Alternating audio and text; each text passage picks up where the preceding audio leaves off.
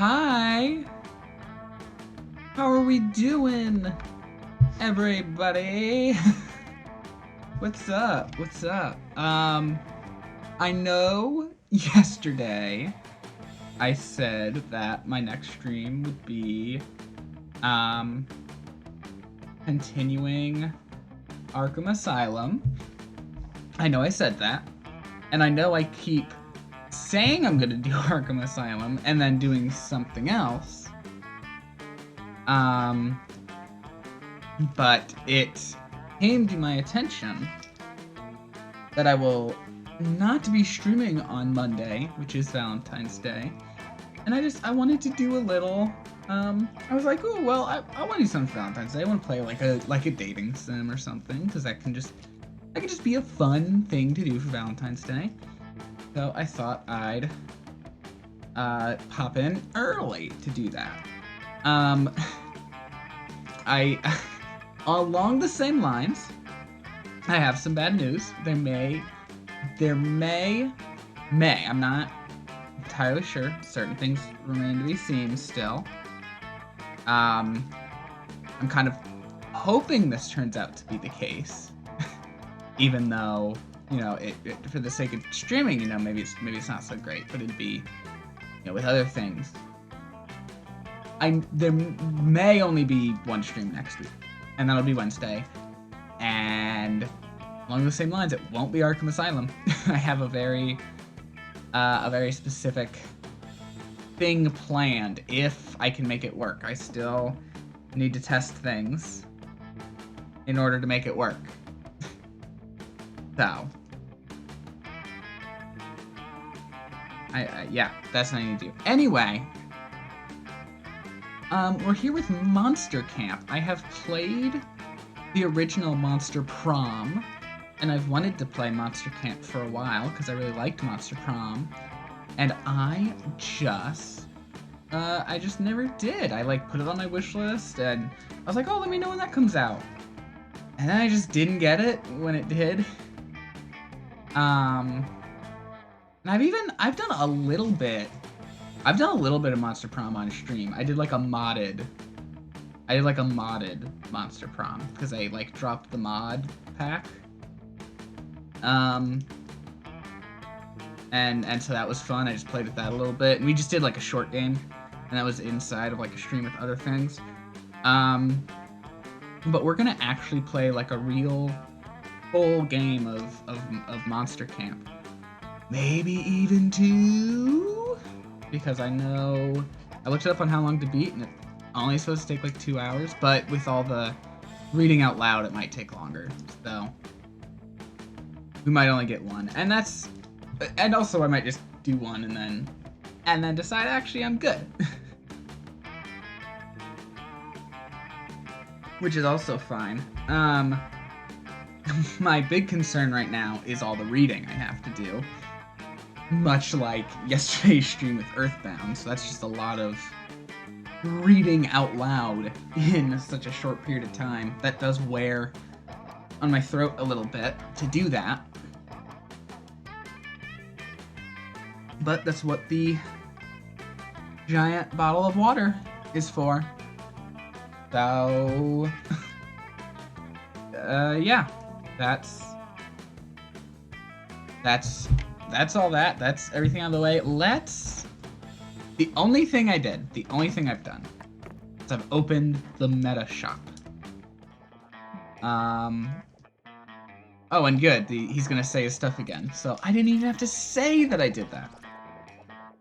Greetings, player. Welcome to the meta shop. Take your time browsing around, or don't. I'm not real, so I don't really care what you do. Oh, okay, I guess he wasn't gonna say all of it. Asmodeus, the Lustful Demon from Helltaker, let's engage them. Oh. Go back to the 80s with this tubular outfit pack. This is the great, renowned, and coincidentally created by beautiful glitch arcade game Baseman. Excellent taste. I'm gonna get, yeah, I got the 80s. Oh wow, there's like a whole lot of There's like a whole lot more stuff to this than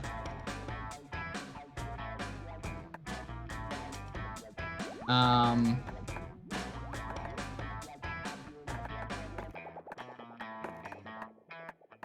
initially suspected. We've got these outfit packs. We got, huh? Interesting. Let me check the. I'd say it was the only thing. That's not true. I also went into the settings, turned on streamer mode. Good. Double checking. And I did look at the customized game options. I think I'm gonna have everything we allow. I'm worried super sexy. Is there like TOS stuff here? Can I just like turn these all on? It looks like I can turn those all on, so I don't know what turn them all on does because I haven't played the game. But let's find out. Yes, I want awesome voice effects. It is just one player. We're gonna do a full game. Oh, it says only around 60 minutes. We could probably get multiple games. Camp Spooky. The stage of some of our dearest summers. Back then, we were young and unafraid. With school far away, everything seemed possible as the sun embraced us on our way to camp. Summer has that distinct power, doesn't it? You live for the days while the nights inebriate you with possibilities. It's like life could take a turn at every corner. And for us, it did. I'll pick her.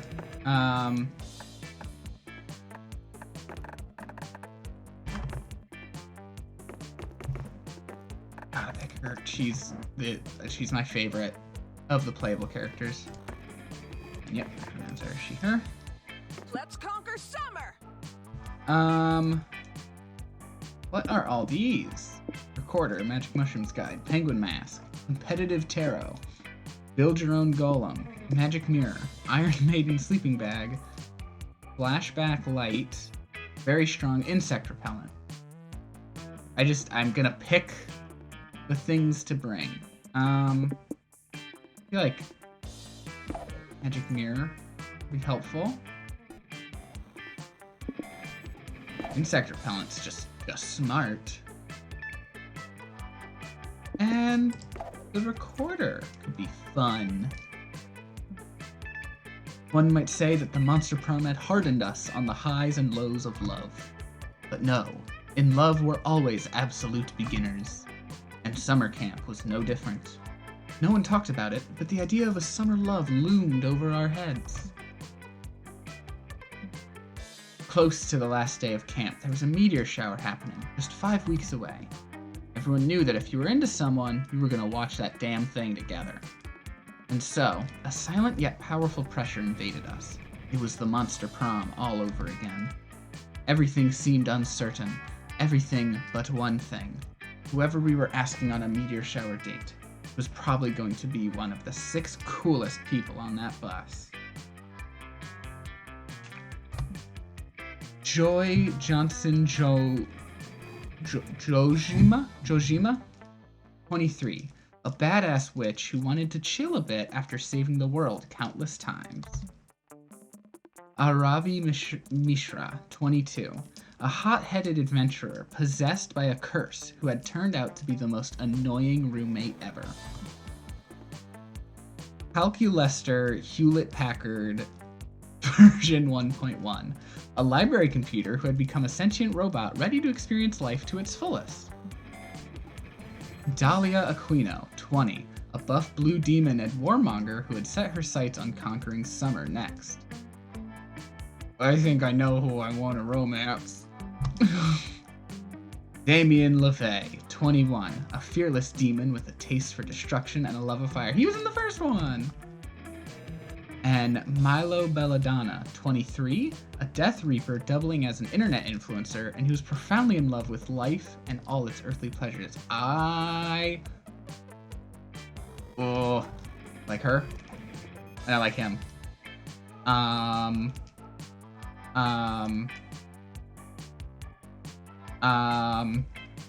Also, hold on. I just need to send someone something real quick.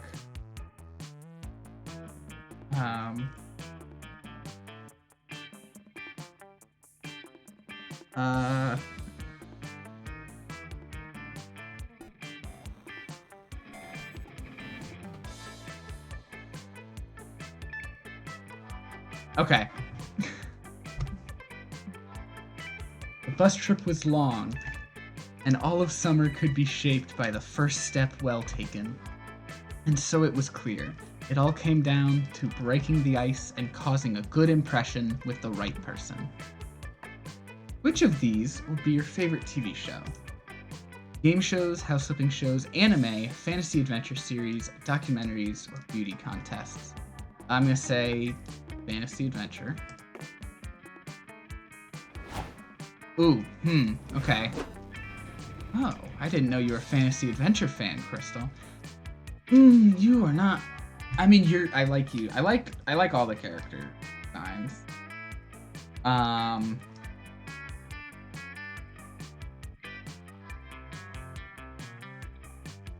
like all the characters. They all seem so far from what I've seen. They look like they're all pretty good. But you're not who I wanted now.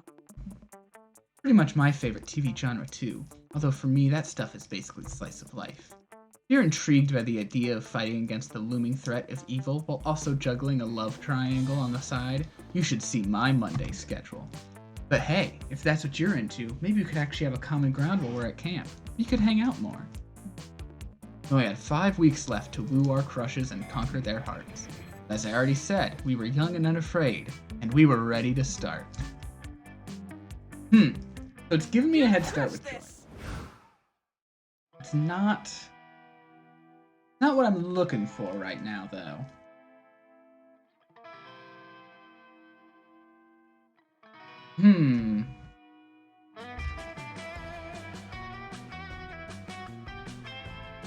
Where? Okay. So she's a demon. Where do I think she could be right now? I want to guess. You got Scout HQ, you got the Manor, you got Camp Dome, you got the lake, you've got the woods. I want to guess the woods. I'm just going to guess that is where I'll find her. That day you get lost hiking in the woods. You use the stars, aka nature's compass, to get back to camp. Stars actually teach you all sorts of things, like how one of the stars in Orion's belt is actually a nebula. The stars also teach you Italian, the quadratic formula, and the true meaning of friendship. Wow, the stars sure are smart, and they give you +2 smarts! Yes! Yes! Yes! There she is! There she is! There she is! There she is!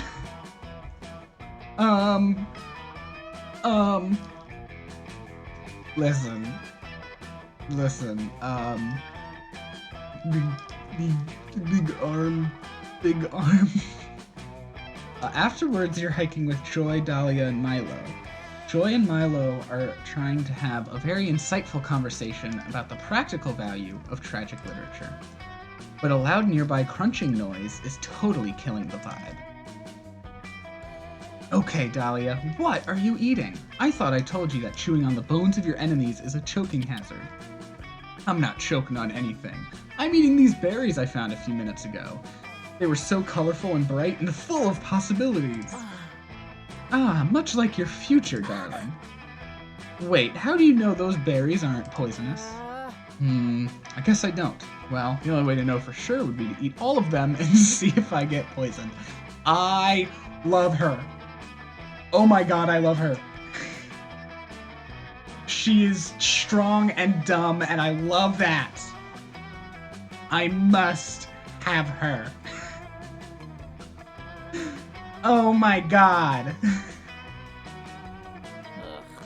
That is literally the worst method I can think of to solve this. Milo, back me up here. What doesn't kill you makes you stronger. But I like Dahlia's go-getter attitude. You miss 100% of the shots you don't take. Always the same with you. Oh, you're both hopeless. I guess I'll just save the day again. Off the clock, might I add. Hey, the real profit is knowing you did the right thing. Just let me... Oh, I actually don't know if these are poisonous either. Well, this is awkward. Does anyone have any ideas on how to identify these?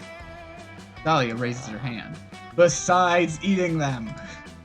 Milo raises their hand. Milo uses they them pronouns. Milo uses they them pronouns. Okay.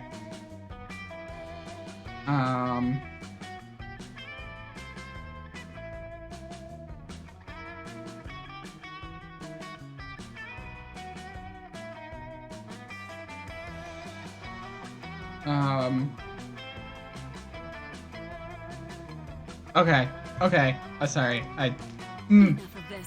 I forgot like how good these games are. I really liked the first one. I think I already might like this one more though. Just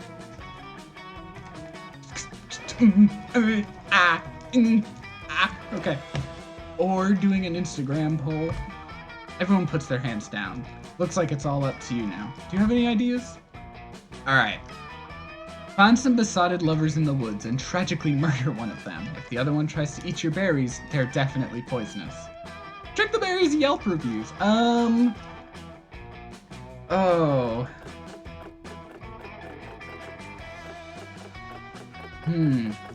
They're both good answers. I mean, they're both awful answers, but they're both good answers.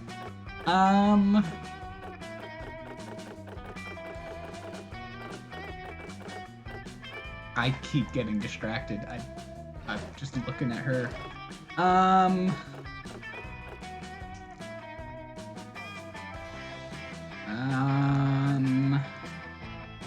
What did she like? I think she'd like this one more. Oh, are you sure? I don't feel super comfortable just murdering some random innocent stranger in the woods. Too much talking. Dahlia's hungry and we can't waste time. You follow the sounds of conversation to find a man and woman sitting in a nearby clearing. You open your poison detection kit, pull out your poison detection clock.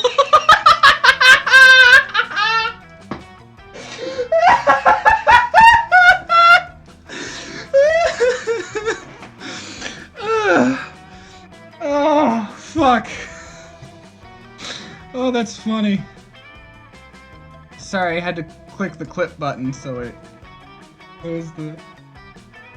Ooh. You...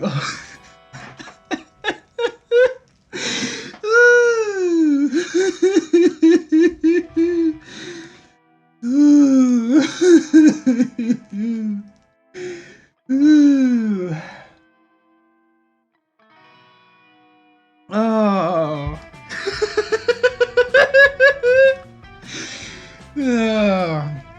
You open your poison detection kit, pull out your poison detection clock, and off the man. No, cries the woman. My platonic friend Mark. Why would you do that, you sick bastard? Oh, I guess this has all been a huge misunderstanding. We were looking to off one half of a pair of desperate lovers. Sorry. This is But- an opportunity to grow. But you know, every mistake is an opportunity to grow. Are you serious right now? What? You assumed just because Mark and I were a man and woman, we just had to be dating? This is just the kind of bullshit, heteronormative thinking that makes discourse between genders all but impossible. What? It means get bent, douchebags. She storms off. You definitely feel like an asshole now, but the real issue is that you still don't know whether or not Dahlia's berries are poisonous. Oh my god. Poison detection clock. So... Oh god, that's hilarious. You know, I don't really care. I don't really think I care about that right now. My main concern is whether or not you think this is a date, Crystal. Don't be so toxic. Agreed. As someone with an ambiguous gender identity myself, I can't just assume that every interaction I have with anyone is a potential date. Nor do I want to. Worst episode Yeah, being a murderer is one thing, but a creepy murderer is a step too far. Come on, guys. They leave. They take their berries with them, too. They don't even leave you any to off yourself with in... They don't even leave you any to off yourself with in order to escape this embarrassing situation. Bummer. You lose 2 fun and 1 smarts. Damn. I made the wrong choice, but that was hilarious. Let's do this. Where do I think she'll be now? I get a sense she'll be at the dome. That day, a fun and zany scavenger hunt awaits you at the camp dome. Last night, the counselors stole your organs while you were asleep, and you have to solve the scavenger hunt clues to get them back. Is that fun? No? Too bad! You make the best of the situation by stealing your hotter friend's organs in place of your own. You get plus 10 evil from Dimitri's liver. You also find a very strange gland, and against common sense, you shove it up your nose. It secretes plus 2 charm! What? This game... I don't remember the first one being this wild. Like, it had some weird stuff in it, like some funny stuff, but it was not this off the walls, I don't think. Oh. You wind up in the dome, playing a game of extreme dodgeball, trademark, against the camp rival camp. You have super weak wrists, and you're afraid of balls. You volunteered to guard the jail. Jail is really just a chalk square on the ground where you're keeping prisoners from the other team, but Joy, Aravi, and Damien are all on guard duty too. Ooh, oh, okay, so they just like, every time you see them, they're like randomly wearing one of the costumes you've unlocked. I got it. I get it. Very good. Very good, Damien. Your jail has only 1 prisoner, but he's a doozy. It's Morty the Minotaur. He's from Camp Rival Camp, and he's the sexiest, over-sexualized, half-man, half-bull you've ever seen. Wahaha! I may be inside your jail for now, but I bet I'll be inside your bodies before long. Damn, you did not listen to whatever Morty just said. You were way too distracted by the way he slowly ran his palms over his veiny, thick, bullish thighs. Wow! Shut up, Morty. We're close friends that have supported each other through countless absurd shenanigans. We outnumber you, and besides, you're way too dumb to trick us. Wahaha! Foolish camp spooky babes. Guess it's time for me to break out the old Morty the Minotaur mindfuck on him. Sir? Sir? Sir? Is this allowed? Am I allowed to do this on Twitch? I'm worried now, actually. Sir. You know, it seems like, hold up. Hold up. Hold up. Hold up. Hold up. Every time I click off the game, it... Hold up. There we go. That feels better. I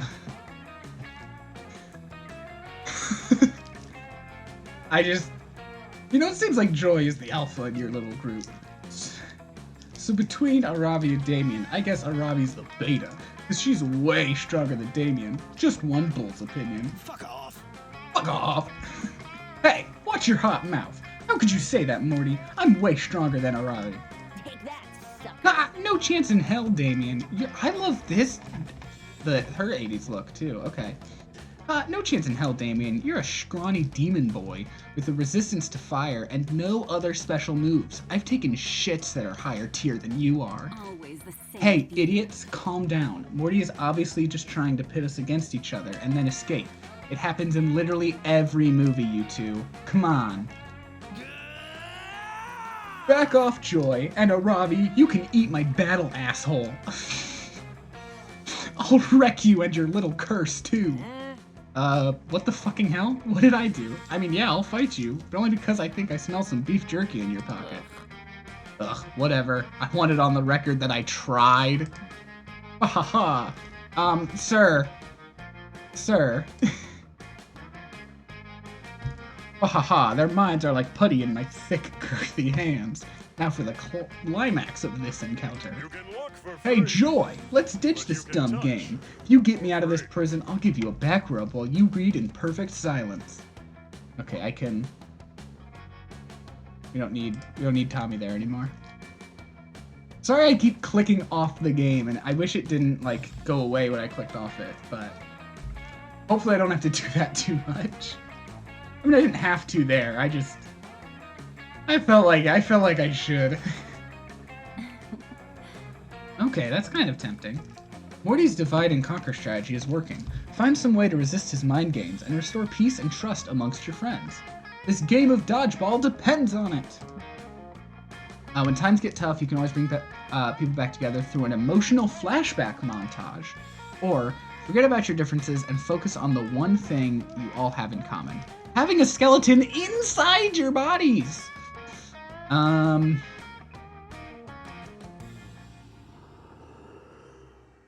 gonna go... Skeleton. So charming. In an attempt to get all your friends back on the same team, you remind everyone that you all have skeletons inside your bodies. That's what really matters here, you know? Seriously? Crystal, that was a wildly idiotic comment. Literally everyone has a skeleton, and that fact is totally irrelevant to our current situation. We're not going to bond. Wait! Joy, I could be wrong, but are you just upset because you don't have a skeleton that's inside your body? No, Damien, of course I have a skeleton inside my body. Thank God! You're one of us then! Oh. Yeah, Crystal's right. I mean, without my skeleton, I'd just be a bag of flesh, filled to the brim with blood soup. Ha! A flesh bag with blood soup? That sounds like the most metal possible dish to bring to a summer potluck. Good one, Robbie. You all laugh and laugh and laugh at Damien's hilarious joke. Man, it really feels like you're about to come together despite your differences. No! My psychological manipulation is failing! I must do something before I get a...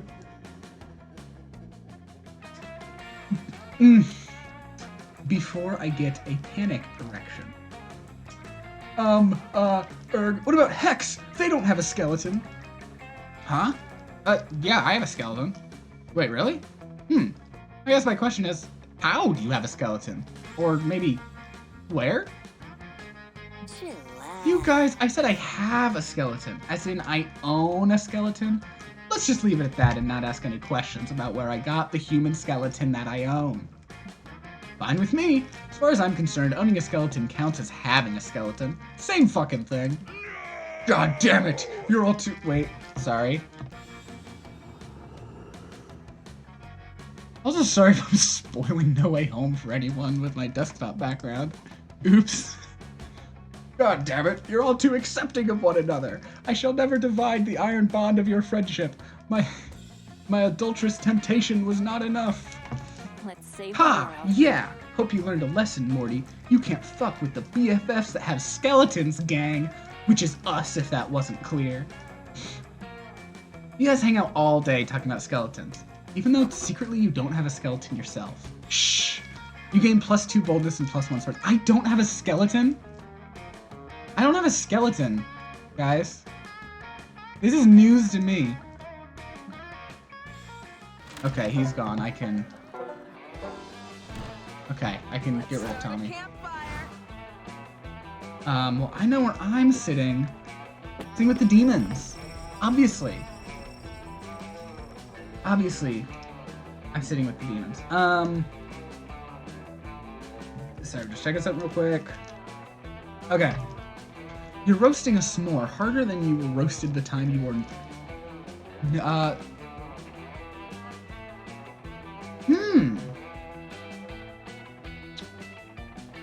Hi, Nekonominam. How are you doing? I don't know if that works with all. But I do hear... I do hear it works with many. It'd probably work with me. How are you doing? How are you doing today? You're roasting a s'more harder than you were roasted the time you wore neon Crocs to school. when you hear what sound like intense negotiations. You go investigate because you're a nosy bitch. Hi. Hi. Fine, only 1 week. I will give you a portion of the 8th circle if you do my laundry for this week. Are they siblings? Are they siblings? Are the demons siblings? Gonna go eat dinner. Just came in. Oh, well, thank you. I really appreciate that. And you go enjoy your dinner. And also have a nice day. Do I get the dukedom on it? Only if you fold afterward. And if I don't fold, land, but no dukedom. What if I KonMari folds that the clothes can be more easily stored in this tight camp space? Piece of hell, dukedom, and a crown. Big crown or little crown? Little crown. Tiara? Circlet. Ah, these are actually some pretty cute and for once non-threatening negotiations. But you bet you can help one of them get an even sweeter deal. Dahlia is the KonMari queen. She'll even separate your colors and whites. That's worth 2.5 dukedoms minimum and make the crown a tiara. Or, the ancient dukedom of Drodgar produces the spiciest wine in hell. It's worth 1 load of Damien's laundry and a bag of barbecue chips. Easy. We know who I want. We know who I want right now. I'm gonna help Dahlia get the sweeter deal. Yes! Hell, 300 years in the future, a world-weary traveler escapes a cold winter's night by ducking into an otherwise empty tavern. What can 3 pieces of gold procure? A thirsty wanderer? How much ale could a weary traveler from the dukedom of Taraxar procure this night? I've been traveling a while. I could use a drink. Ah, yes. The dukedom of Taraxar. Ah, yes, I've heard of such a place. Was it not once 2 dukedoms? Yeah, it's a long story.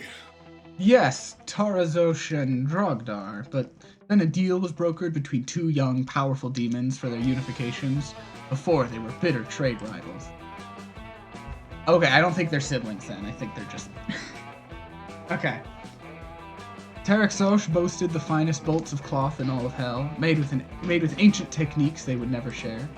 Meanwhile, Drogdar was home to the finest scientists hell had ever seen.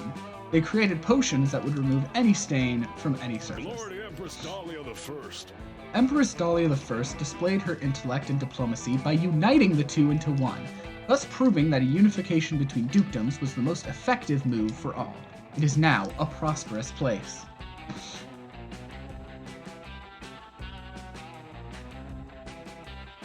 Ah, thirsty, thirsty, thirsty. Tell me more tales, traveler.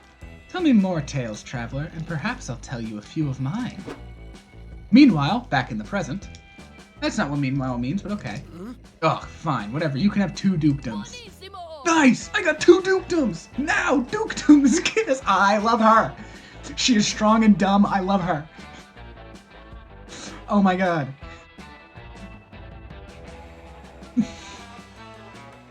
Dahlia mimes making 2 dukedoms kiss. It's so cute. Maybe you'll get to do that with her someday. Oh my god. Gonna crush this! Gonna crush this. Oh my god. I love Dahlia so much.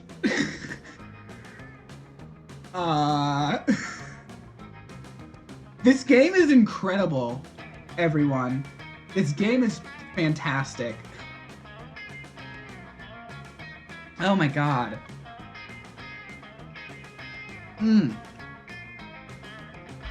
Alright. So, it looks like, so it's 5 weeks. It looks like it's taking us about a pace of 30 minutes per week. It's definitely taking us longer than anticipated because I'm reading everything out loud. I think we will only get through 1 run of the game today. And just have like a shorter stream. I think that's what'll happen because I would not be able to. I will most likely not be able to squeeze in a second run unless we do a short run, and I don't want to play it short. But that's fine. This is just a fun little It's just it's a fun little thing. It's a fun game. Where do we think we can find Dahlia today? I am thinking the lake. You spend the day playing in the lake. Everything is fun until you're mesmerized by a strange song. It's the sirens! They try to lure you with their beautiful chants, but you know better and challenge them to a riff-off. They kick your ass, but you all definitely have a lot of fun. More specifically, +2 fun.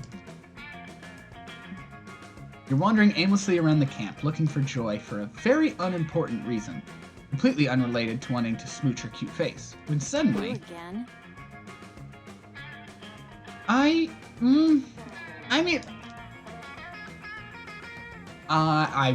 wouldn't say no to Joy, but she's not who I'm going for right now.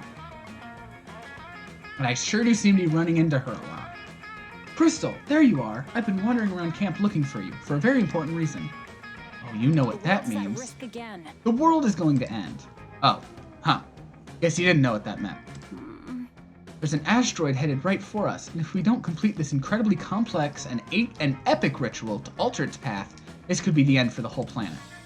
You dive in to help. Things start well. You burn a pentagram into the ground, find and place the 10 turtle guardians, and hang strands of garlic from every third sycamore tree. By the time you reach the step where you have to get the entire camp to run around in circles shrieking and wailing, which they do with great enthusiasm, it seems like nothing can get in your way. What is all this unsanctioned running and screaming? There is a strict sanctioned running and screaming only policy at Camp Spooky. Stop these shenanigans at once. But Camp Director Miss Weaving, we're performing a magic ritual to save the world from... You wanted to do magic to save the world? You should have done that earlier in the day when I gave everyone a do magic to save the world break. Seriously? I didn't need to do magic to save the world then. I need to do magic to save the world now. Young lady, I am so sick and tired of your generation using magic to solve all your problems. In fact, I'm going to confiscate your magic so you learn how to cope without it. That's ridiculous! Magic isn't a thing that you can just... Wait, what the fuck? Where did my magic go? Why can't I feel my magic? This cannot be Oh real. my goddess. She did it. Camp Director Miss Weaving took away my magic. Now how are we gonna save the world from this asteroid? This game is ridiculous, I love it. Psh, that's an easy one. You know all about stopping asteroids without using magic. All you have to do is... betray your usually inclusive nature by passing strict legislator forbidding the immigration of asteroids to Earth. Or, treat the cause, not the system. Cancel the Ricky Martin concert that the asteroid is undoubtedly coming to Earth to attend. Oh... I just gotta pick the funnier answer, right? I mean, if it's not gonna help me get with Dahlia, then I just pick the funnier answer, right? Oh, not so fun. Really? Of course! I knew there was some huge and definitely still culturally relevant event that I would totally be going to if I weren't at camp. I hate to get in the way of great art, but if we don't stop people from hearing Ricky Martin sing tonight, no one will ever hear Ricky Martin sing again. He's not one of those singers who only sounds good on the radio with autotune. I mean, he was Che in the Evita revival, for goodness sake. Is that a real thing? Because I'm not getting the reference if it is. Yes, you think to yourself, the 2012 Elena Rogers revival of Evita, featuring Tony winner Michael Ferris. And the bit part of Juan Perón is in fact how most people know icon Ricky Martin. I don't know what we're talking about! The two of you rush over to the concert venue, which is conveniently near the geographically ambiguous location of Camp Spooky. Without Joy's magic, you're forced to use your boldness, smarts, charm, uniqueness, nerve, and talent to work your way backstage past security. Between the two of you, plus Valerie Adams in your pockets left over from the school year, you're able to do it, and before long, you're in Ricky Martin's dressing room. I sense we're in danger. Mr. Martin, you need to cancel tonight's performance, lest we all end up living no Vita of any kind whatsoever, much less Loca. Got it. I get it now. A huge asteroid is coming to your concert. Yes, obviously, says peerless musician Ricky Martin, visibly annoyed. It wrote saying it was literally my biggest fan and asked for VIP passes, which I happily gave. What? Why? Because I'm Ricky goddamn Martin, that's why. I think it's every day that a giant rock from outer space wants to attend your concert. You think this shit happens to Miley Cyrus? I can't deal with this fucking game. Oh, I can't deal with this fucking game. No, because this is happening to me, Ricky Martin, singer of the Spanish version of I Can Go the Distance on the Disney Hercules VHS from the mid-90s, surrounded by fire and rock. And that is how I plan on going out, surrounded by fire and rock. But you're taking the rest of the world with you. But what's worse? A world with a cancelled Ricky Martin concert, disappointing hundreds of fans, or no world at all. Oh my god. Oh, I'm having too much fun with this game. Obviously, the second one! I disagree. And when you see me perform out there, I think you'll see exactly why. Joy doesn't, but somehow you do? Ricky Martin is so captivating that before long you hear yourself begging Joy not to stop the concert, telling her to let the world end. You can't help it. You hear how absurd you sound, but it's like an out-of-body experience. You have only one thought. Must keep Ricky Martin singing. Luckily, the ozone layer reduces the asteroid to the size of a potato, which lands on your foot, so no one but your foot is hurt. This counts as defeating the asteroid through mundane means, so Camp Director Miss Weaving restores Joy's magic to her. What she doesn't restore to Joy is her being on speaking terms with Eunice. Joy's super pissed you let yourself be hypnotized by Ricky Martin and almost let the world end. You lose 2 fun and 1 boldness. Damn! Showtime! Ah. Where do we go now? I feel like Manor. I'm gonna go to the Manor. That day in the haunted manor, a little clown man rides a tricycle up to you and asks if you would like to play a game.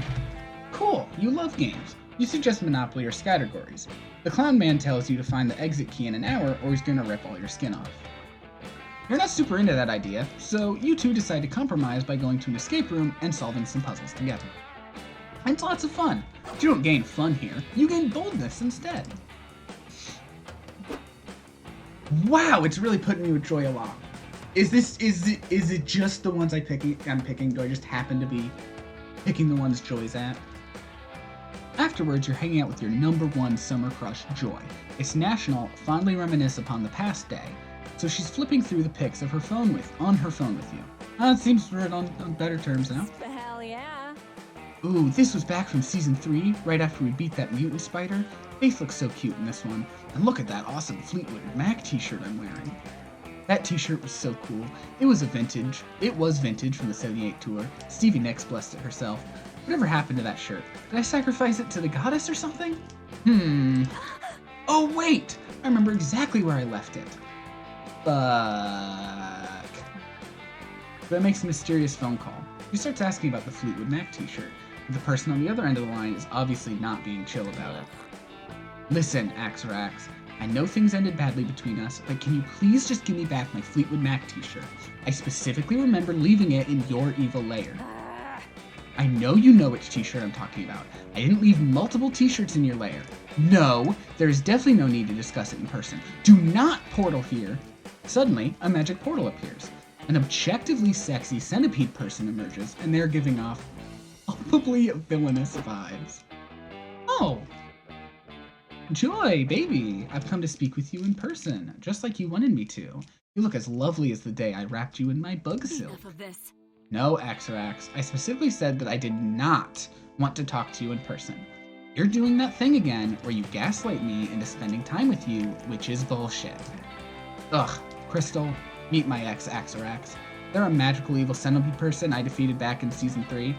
I know they look hot, but don't let your guard down. They mind-controlled everyone in Philadelphia and tried to make all the citizens jump into a pit of centipede venom. Oh, you make me sound so evil, Joy. But that's all in the past now, gorgeous. We should focus on the present, and this very important t-shirt debacle. Why don't we ditch this third wheel? You and I can go out for coffee and talk it over, or perhaps we can enjoy a romantic dinner. Do any restaurants around serve pre-chewed aphids? Ugh. Axorax, if I go get one coffee with you, do you promise to immediately hand over the shirt? Show me the shirt right now before I waste my time. Oh yes, let me check inside of my carapace. Oops, silly me. Looks like I forgot to bring the shirt. I'll have to keep hanging out until my portal spell recharges. I've told you so many times that I'm not okay with us hanging out because we always end up back together. It's a toxic cycle, but fuck it, I really want that t-shirt. I need more water.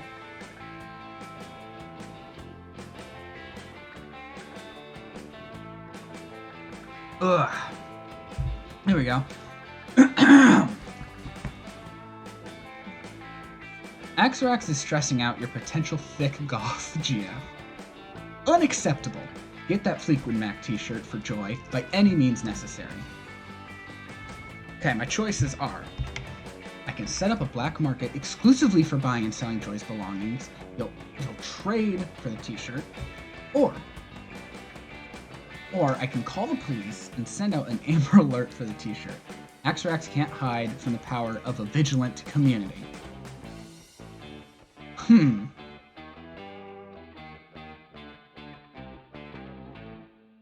Well,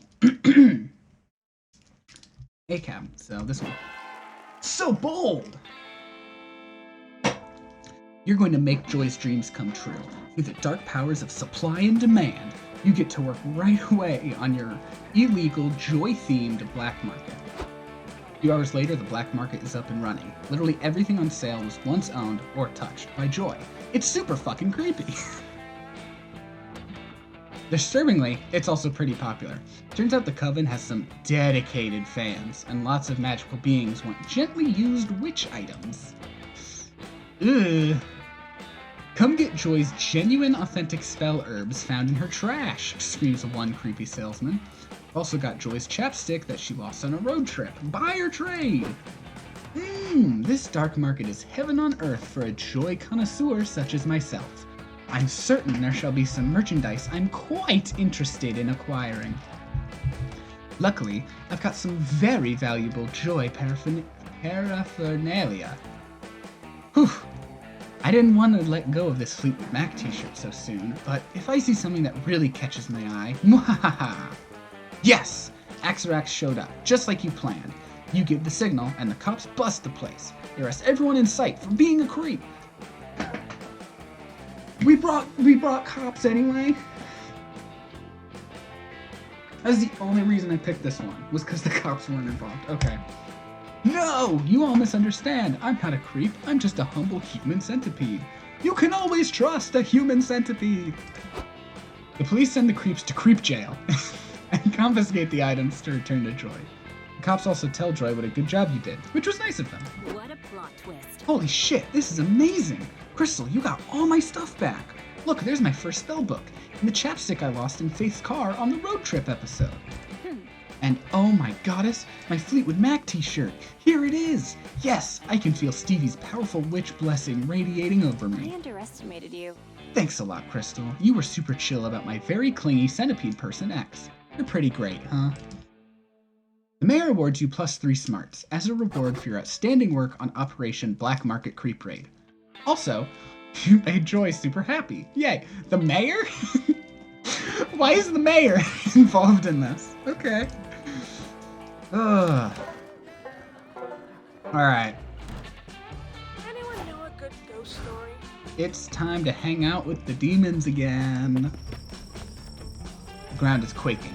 Birds are fleeing from their nests. A frantic newscaster on the radio is screaming that the end is nigh.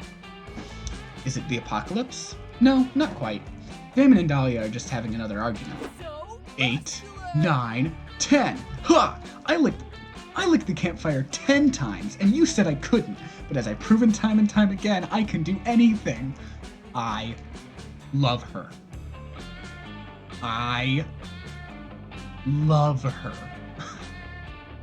What a noob. No, the bet was that you can't lick the campfire 10 times without burning your tongue, and you couldn't. That obviously means I'm the superior demon and the hotter fuck. Hey, you can't prove that my tongue hasn't always been this blackened and bleeding. This bet wasn't fair. Face it, doll. Anything you can do, I can do better. Give me 10 minutes alone with this campfire. I don't want to read that one. I don't want to read that one. Okay, first of all, ew, that's what I'm saying. That's what I'm saying. Second, you got to choose the last bet. It's my turn to make you look like a little bitch. Oh, I bet you can't stab your hand 16 times without screaming. We did that one last night. I still have the knife sticking out of my palm, stupid. Oh, this game is a treat. Oh, this game is a treat. Oh, right. I thought that was just a weird new piercing. Who says it isn't? Wait, I've got it! I bet you can't fit 12 whole giant marshmallows in your mouth. No way you're getting out of this one, you little red weenie. Fuck you, yes I can! You have no idea what I could fit in my mouth. You have no idea. Well, if these two are set on this bet, why not make it a little more interesting? What's something you could get them to wager on this marshmallow challenge? Damien wins, he gets 100 of Dahlia's soldiers, and later he can challenge Dahlia to fit all of them in her mouth. If Dahlia wins, she gets to write down a law of her own for the 8th circle of hell. Obviously, I'm gonna... Dahlia. I'm sorry, it's not Dahlia, it's Dahlia. Okay. I've been saying that wrong this whole time. Or, no, it is Dahlia. Is it? I think it's misspelled here.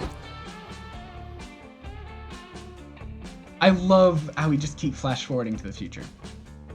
The 8th circle of hell, 300 years in the future. A weary traveler stumbles into an inn to escape the cold winter's night. What could 3 pieces of gold procure? Hail and well Thirsty met, wanderer? innkeeper. Have you a room to spare for an old wanderer with nowhere else to go? Glory to Dahlia the Strong. Day is long. Yeah, it is Dahlia. Okay, it was misspelled there. Got it. It was a typo there. Ugh. I like this innkeeper's design, by the way. I know she's like a super duper minor character, but stay as long as you need to, traveler. However, if you wish to stay here in the 8th circle of hell, there is a law to which you are bound. It is a strange law, dating back almost 3 centuries. Our scholars' attempts to explain its origins are paltry at best. Some historians have hypothesized that it was once a secular cultural custom, which is bound into law due to an oppressive takeover. However, scientists think this law was created as a response to an insidious fever which had infected part of the 8th circle's population. A fever which the reigning prince had accidentally spread in his arrogance, and henceforth covered up with an act of imperialism. How strange. Tell me, what is this bizarre law that I must perform? This is a takeover! Everyone has to breakdance to Night Fever by the Bee Gees as a way of greeting. That's your fucking law? Why? Because I am doing this to humiliate you! Ugh, whatever. I'll tell my dads to put your stupid law into effect. But it's not because I have anything to be ashamed of, got it? I forgot he had 2 dads. I don't know if I ever romanced him in the first game.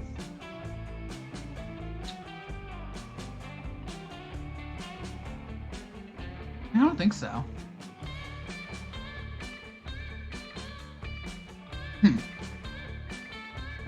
Damien, you could only fit 4 marshmallows into your mouth before you puked. So what? 4 marshmallows isn't that bad. It's a perfectly reasonable amount of marshmallows. Fuck you! Damien leaves to go be embarrassed about his gag reflex somewhere else. Aw man, I should have made it Breakdancing to Dangerous Woman by Ariana Grande. That would have aged way better with future generations.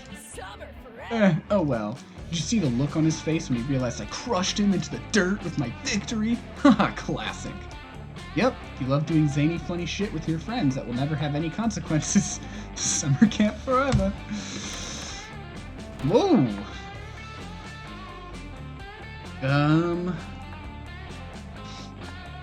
What is this? I guess I'll use my skills? Ah, welcome, welcome. You're new here? Don't fret. Let me explain how this works. Please do. This is wild yet simple. I have a selection of drinks at hand, yet hands come and go. There's little time to think, and if you don't choose a drink quickly, someone else may take it. It's push or get pushed. And these drinks, look, choose whatever you want, but I'm not responsible for whatever you put in your mouth. I am a wizard in training. For you to test my concoctions is somewhere between kind and reckless. So, get ready and good luck.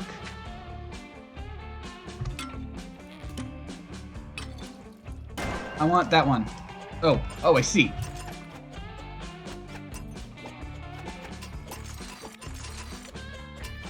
Wait. No, I'm getting pushed. I'm getting pushed. Oh, shoot. Okay. Whiskey. This is just a whiskey. Okay. Behold, a potion that looks like whiskey. Its power is to taste and smell like whiskey. Nothing else. As I mentioned, I love this game. I have the suspicion that I just made whiskey. Booze time! Oh, nothing happened. Oh. Sorry, I wanted to clip that. I still find it hard to believe you drank that. Good luck, I guess.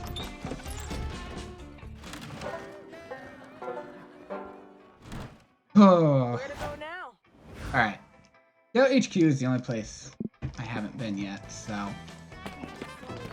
You spend all day trying to learn how to use the North Star to know your location and never get lost. The fierce challenge, and everyone gets like super lost. You say fuck it and try to text the North Star to ask for directions. Maybe no one ever asked. Of course, this achieves nothing. It's a star, and you should stop trying to resort to sheer absurdity to solve your problems. Fuck you, it's worked every other time.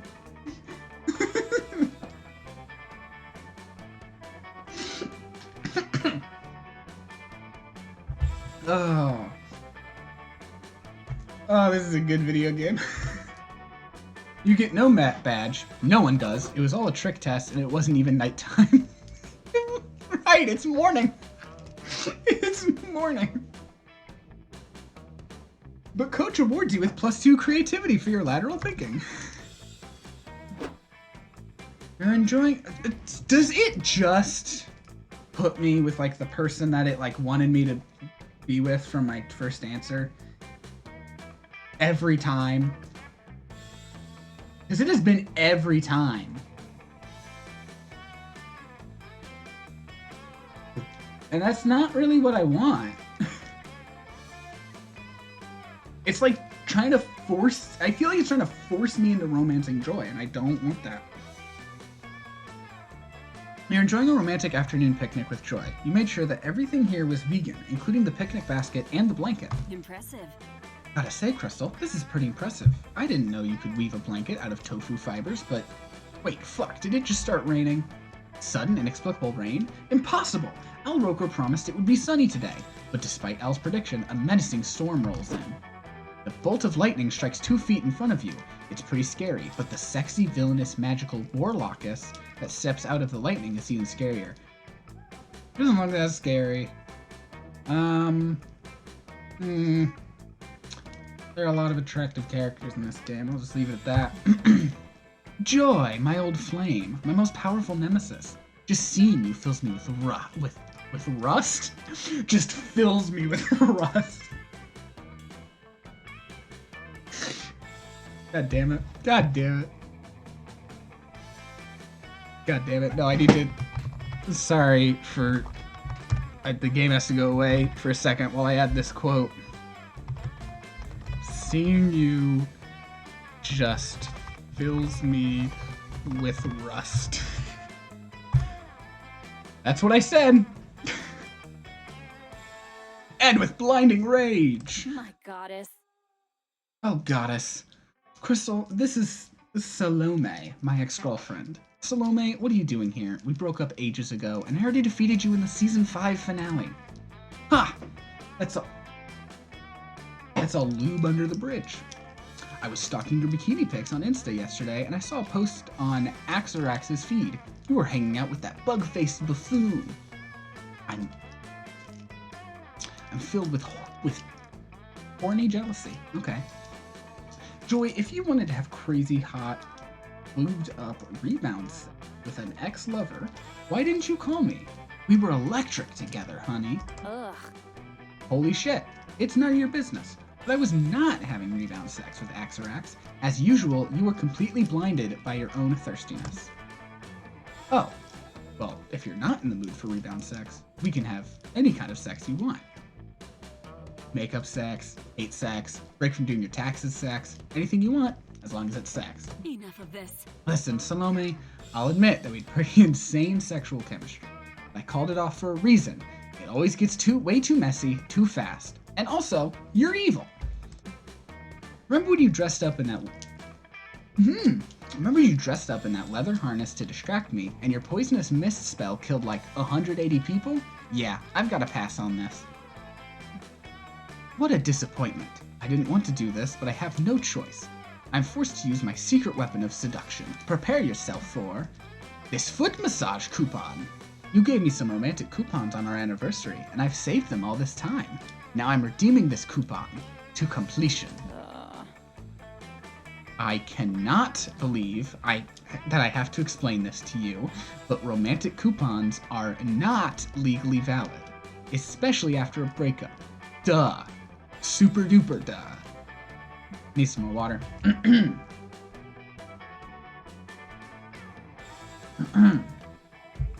Ridiculous. There's no expiration date on this coupon, but I suppose I can be reasonable. I have a whole collection of coupons here. How about a trade-in? Could redeem this gastric cleaning coupon from my doctor, or this Groupon for a free Brazilian wax, or this coupon for one free sexual yogurt experience from Yogurtland. I don't want to know what that entails. This cannot be for real. Ugh, these coupons are definitely bullshit, but picking one is probably the fastest way to get Salome to leave us alone. Crystal, which coupon should I pick? Help Joy vanquish her evil ex-girlfriend by choosing the least horny coupon. Oh.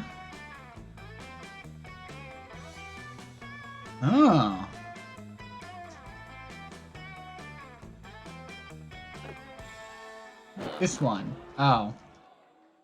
Damn it. I'm not fun, apparently. Exodia. What the fuck are you talking about, Crystal? Please tell me you're not confusing anime with real life again.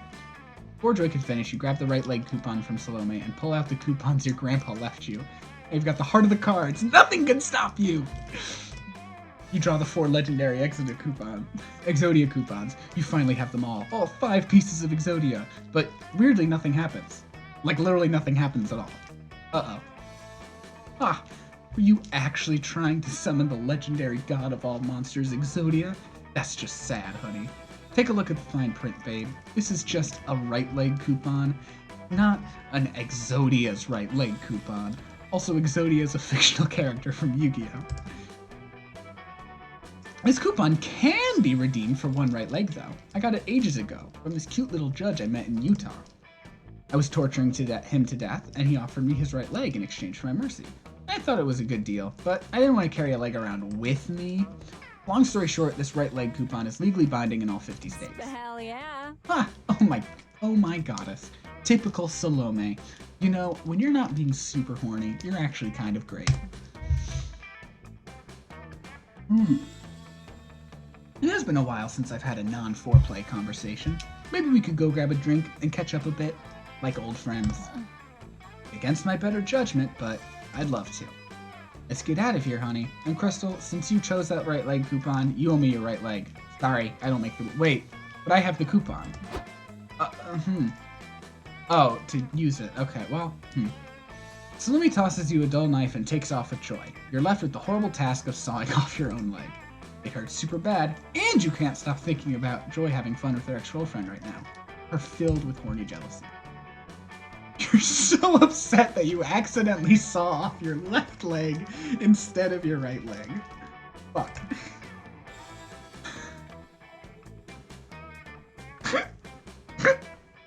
Salome returns a few hours later. You're only halfway through sawing off your right leg, but you're so pathetic that she takes pity on you and lets you keep your legs. You go to the leg doctor and get your legs sewed back on. It hurts like a motherfucker, and the procedure costs you 3 boldness. You really made some bad choices, huh? Oh, fuck. Ugh.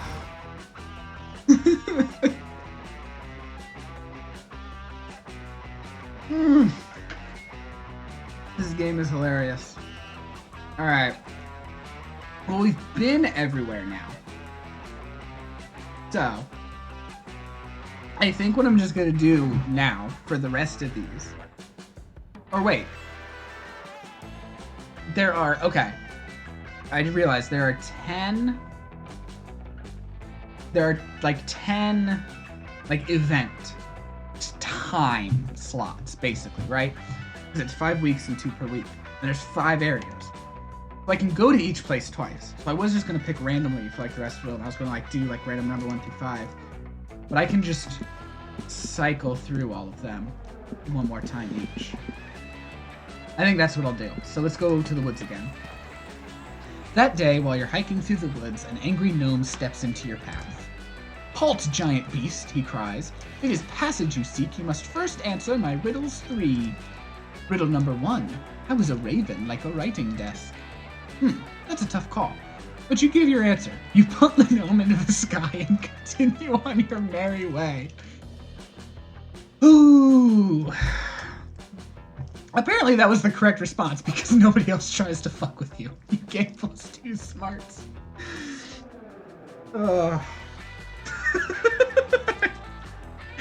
I can't with this game. Oh, that's it. What? Which pack is that from? Later you're helping Joy collect some medicinal herbs in the woods and low-key hoping you find some weed. Thalia tagged along too. Oh, Crystal, check out those yellow blossoms. This is yarrow, also known as Knight's Milfoil. A very potent healing agent and rare for the season, so... Joy, check out this witch herb I found. It's brown and furry and it's biting me a lot, and that means it's gonna make a very good spell. Dahlia? Dahlia? I love you so much. Try not to feel too left out, Crystal. Joy and I are both witches in the coven, so that's why we're experts in all this nature spell stuff. Not in the coven! Dahlia, you are not in the coven, and that's not a medicinal herb.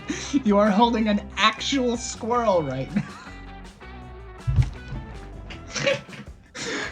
I thought it was gonna be like a bug or something. Like a caterpillar, like a fuzzy caterpillar, like those ones you're not supposed to like touch or whatever. But it's just a squirrel. It's... Oh. Oh my god. This game's really doing a number on me, chat. Ooh. This shit is so funny. Okay. What is that tasty scent wafting into my nose holes? Could it be delicious children I smell, mucking around in my precious forest? Oh fuck, it's the Baba Yaga, the very old witch who lives in the woods. She's mean and annoying and terrifying and smells like soup. You'd still hit it. No. Narrator, you don't know me. You don't know me that well. Aha! I have caught you, naughty, naughty children. Get your grubby rat hands off of my herbs, and get out of my forest, or else I shall cast a dreadful curse upon you. Ha! It's not your forest. Technically, this land is owned by the Chinese International Petroleum Corporation, and we're just here to collect medicinal herbs for potions, so chill. Brah! Did you just say you're collecting herbs for potions? Ha! What are you naughty children? Witches? Are you witches, children? As a matter of fact, Baba Yaga, I am a witch. And I'm a witch too! Check out my witch muscles! Doesn't this bicep scream witch to you? Your bicep screams something to me, Dahlia. No, she's not. Pah! You two naughty children are not witches. You're just a goth who likes to play pretend, and you're just some random blue big boy. Rah! Hey! How dare you? I'm a witch! Oh, and also I'm a girl. Preposterous. You're not a girl, because girls cannot have muscles. And you two are not witches. Why, I bet you've never even eaten a single child. True witches live in the woods. They keep little kitties and file noise complaints. Oh, and I suppose witches do magic. But really the child eating is the most important part. Not happening. Ugh. Child eating is a very outdated, inhumane magic practice. A vast majority of witches have sworn off of it completely. Makes us all look really bad when witches eat kids. Ha ha ha! This naughty child thinks she's a witch. She presumes to tell me that a witch should not eat children. Truly, the modern youth is corrupted beyond repair. I shall not even start on the big blue boy. Baba Yaga? Baba Yaga, we're gonna throw hands if you keep misgendering Dahlia. We're gonna throw hands. Boy! That's it? We're throwing hands. Well, you're not so racked with muscles. Perhaps I would eat you and gain your soul's magic. Rah! Holy shit. Baba Yaga's opinions are so outdated, she's about to start eating your friends. Quick, figure out how to open her mind to your modern ways. Mind the Baba Yaga of the good old days when she was a trailblazer advocating for the new, controversial hobby of eating children. Introduce the Baba Yaga to the most wonderful cultural phenomenon of the last 2,000 years, K-pop. Probably this, right? Yeah, I'm charming. You ask the Baba Yaga if she ever was considered too progressive. She was probably criticized for eating children at first, right? That couldn't have been popular. Rah! This ugly child is correct. There's a time when I was quite the activist for witches, you know. Ah, those were the good old days. About 3,000 years ago. Ha! 'Twas better times. I was one of the first witches to ever eat a child in public. And oh, how the world hated me for my beliefs. They tried to burn me at the stake. Whoa, fuck, they burned you at the stake? Why aren't you, like, dead? And all burned up? Oh, I'm gonna... pardon me, I'm gonna drink. Ah, yes indeed, they tried to burn me at the stake. Fools! I cast a protection spell on myself, and hid 12 sticks of dynamite under my robes. Rah! Dynamite is a classic witch weapon. Us witches use it all the time. Sick! Yes, those fools, they were unable to change with the times. Couldn't handle my push for progress. Just like that Jesus fellow everyone was so impressed with. That's not vegan friendly. Holy shit, no. You are advocating for something inhumane and horrible. We are not the same, Baba Yaga. Witches shouldn't eat kids. I'm a fucking vegan, for goddess' sake. Rah! Humph! Well, you naughty children might have a point. Maybe it is a good thing that witches are evolving. Progress is inevitable, you know. Perhaps not eating children is the new eating children. How baffling. Well, you naughty children, I shall spare your lives for today. I must consult my kitty cat about all these strange modern ways. Now get out of my forest. Rah! Okay, that was not bad. Ugh, I absolutely can't stand her. But if this conversation helped open the Baba Yaga's mind even a tiny bit, then it was probably a good thing. Thanks, Crystal. Yeah, thanks for getting the Baba Yaga to tell us her witch stories, Crystal. I really feel like I learned something. Something about what it really means to be a witch, and how to kill people with dynamite. I'm a better witch than ever. Nope, you're not a witch. Not even a little. Not at all. Not a witch. You spend the rest of the afternoon helping Joy finish her herb collection. It's fun, and your friends are grateful you chased off Baba Yaga with your conversation skills. While nobody's looking, you eat an herb that you think might be weed. It's not weed at all, but it does give you +2 charm and 1 boldness. Elliot, why would... Was I just trying to eat? Just... Okay. Okay, yeah. Let's start a campfire. Ooh, hell yeah. She's hanging out with Milo. I want to talk to Milo. And Dahlia, of course. Of course I want to talk to Dahlia. Milo, please help me. I need some advice. Oh, Milo. Love your winter fit. Okay. Milo, please help me. I need some advice. Oh, yay. Advice is my specialty. Let's see, how about don't do anything you regret. But also, the only thing you'll ever regret is not doing more. No, I need specific advice. You see, I've just been invited to attend Hell's annual Warlord and Warlady banquet and bloodbath. The W&WB&B is like a super big deal. All of my heroes will be there. Baphomet, Genghis Khan, the Unstoppable Tide of Despair, the Hamburglar.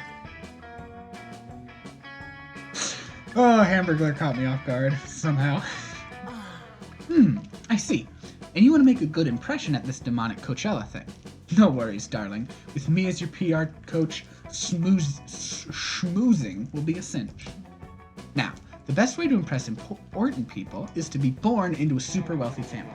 It also helps to have effortlessly perfect cheekbones. Aw, but I'm already 20 years too late to be born into a super wealthy family. There must be something else I can try. How about when I get to the party, I show polite dominance by biting the finger off of the biggest, most aggressive person there. I'll establish myself as the alpha. Dahlia, OMG, no. It hasn't been polite to bite your dinner host finger off since literal finger foods went out of fashion in 1910. Oh, they're, Oh my god. Oh my god, their eyes and nails change with their emotion. Oh my god. I love their character design. Hold on. I need to let someone know about this.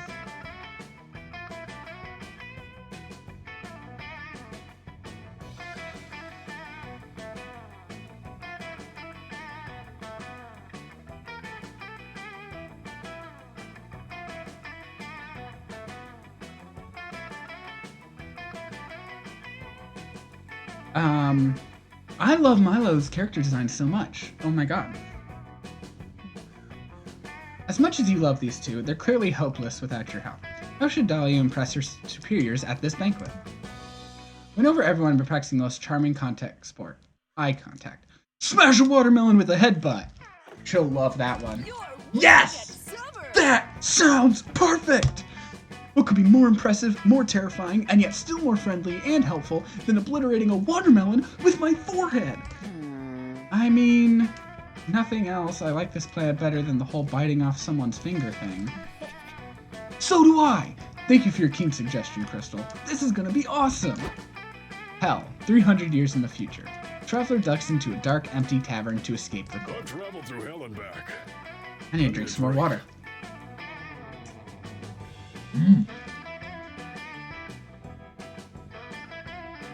Good evening, barkeep. I don't have much coin, but I've traveled from afar and need a good night's rest. Tell me more tales, traveler. Spare me your sorrows, traveler. You're welcome to stay one night. Hell, I'll even throw in a cup of hot bone broth if you pay with a good story from your homeland. Yeah, it's a long story. Good story? Okay. Here's an old folktale about the Melonhead Queen.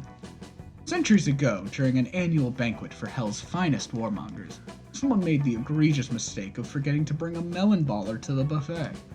Egad, what an unforgivable sight upon such a hallowed occasion. Indeed, would have been a tragic day were it not for the appearance of the Melonhead Queen, who then obliterated and sliced up every watermelon using only her forehead. Everyone was so enamored with the Queen's brute, unflinching strength, they even gave her the honor of headbutting the utensil-forgetting offender to death. What an amazing woman! Why don't you stick around, traveler? Keep telling me tales, and perhaps I'll tell you a few of mine. Meanwhile, in the present, Dahlia's super happy with you. Hopefully this goes well for her, and she'll offer to crush a watermelon between her thighs while you watch. Swoon. Oh. Can't put that idea in my head and then just leave. Hey. Hey. Hey. I don't get like this a lot on stream. But hey. I really like Dahlia. Okay. And that's that. Let's go to the lake. That day, you go diving to see what's at the bottom of the lake. You find a comic book. You pick it up, but it's so interesting you stay there reading it. This is bad, since you cannot hold your breath indefinitely. You rush to the surface, but before getting there, you drown a little and some lake water gets into your mouth. Gross. You swallow some weird stuff that was in the lake water, like a whole jellyfish, and plus 2 fun.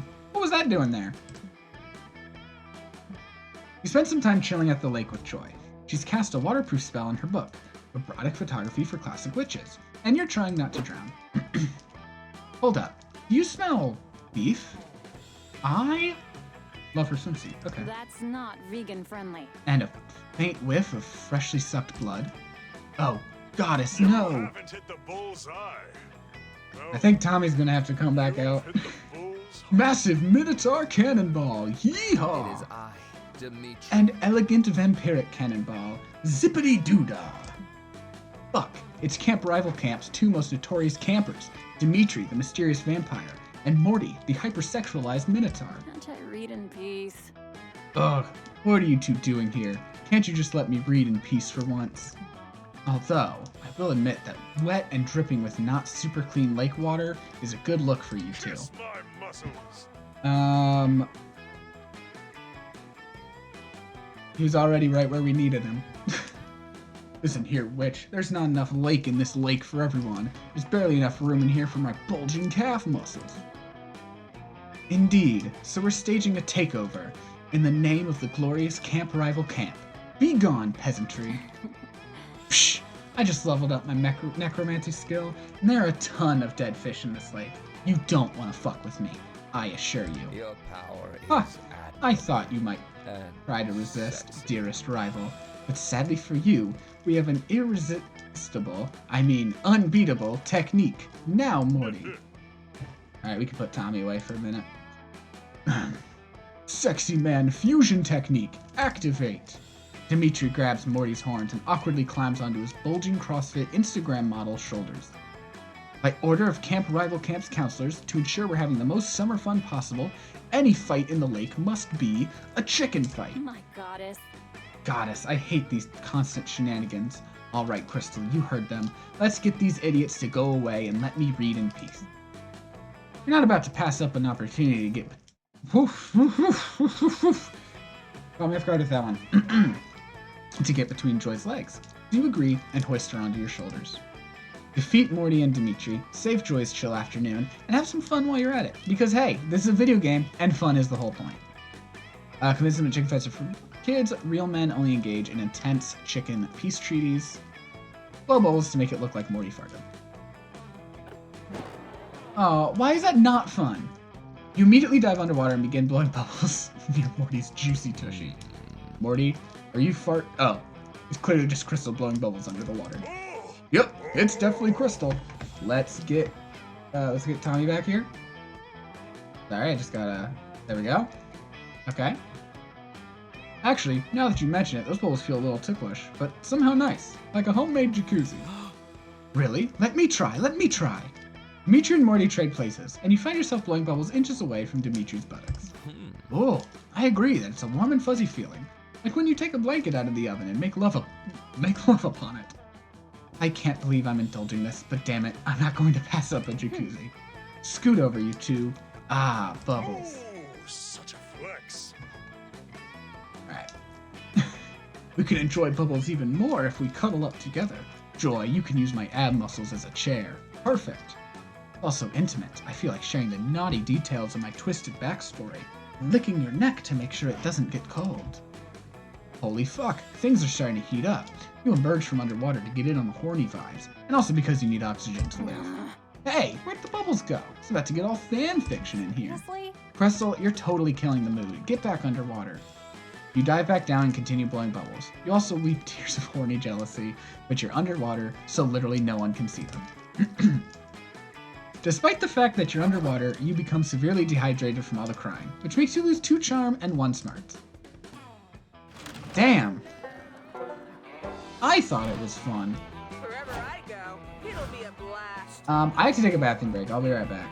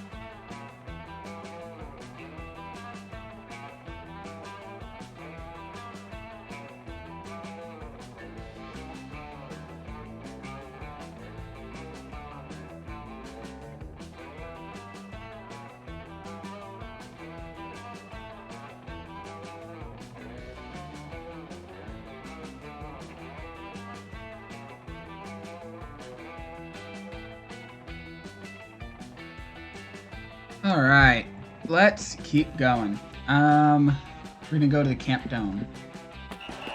That day, you join the merciless trials of the Camp Dome. Your team is faced with a potato sack race. It seems easy, but this is the Camp Dome, so the potato sacks are filled with swarms of bees.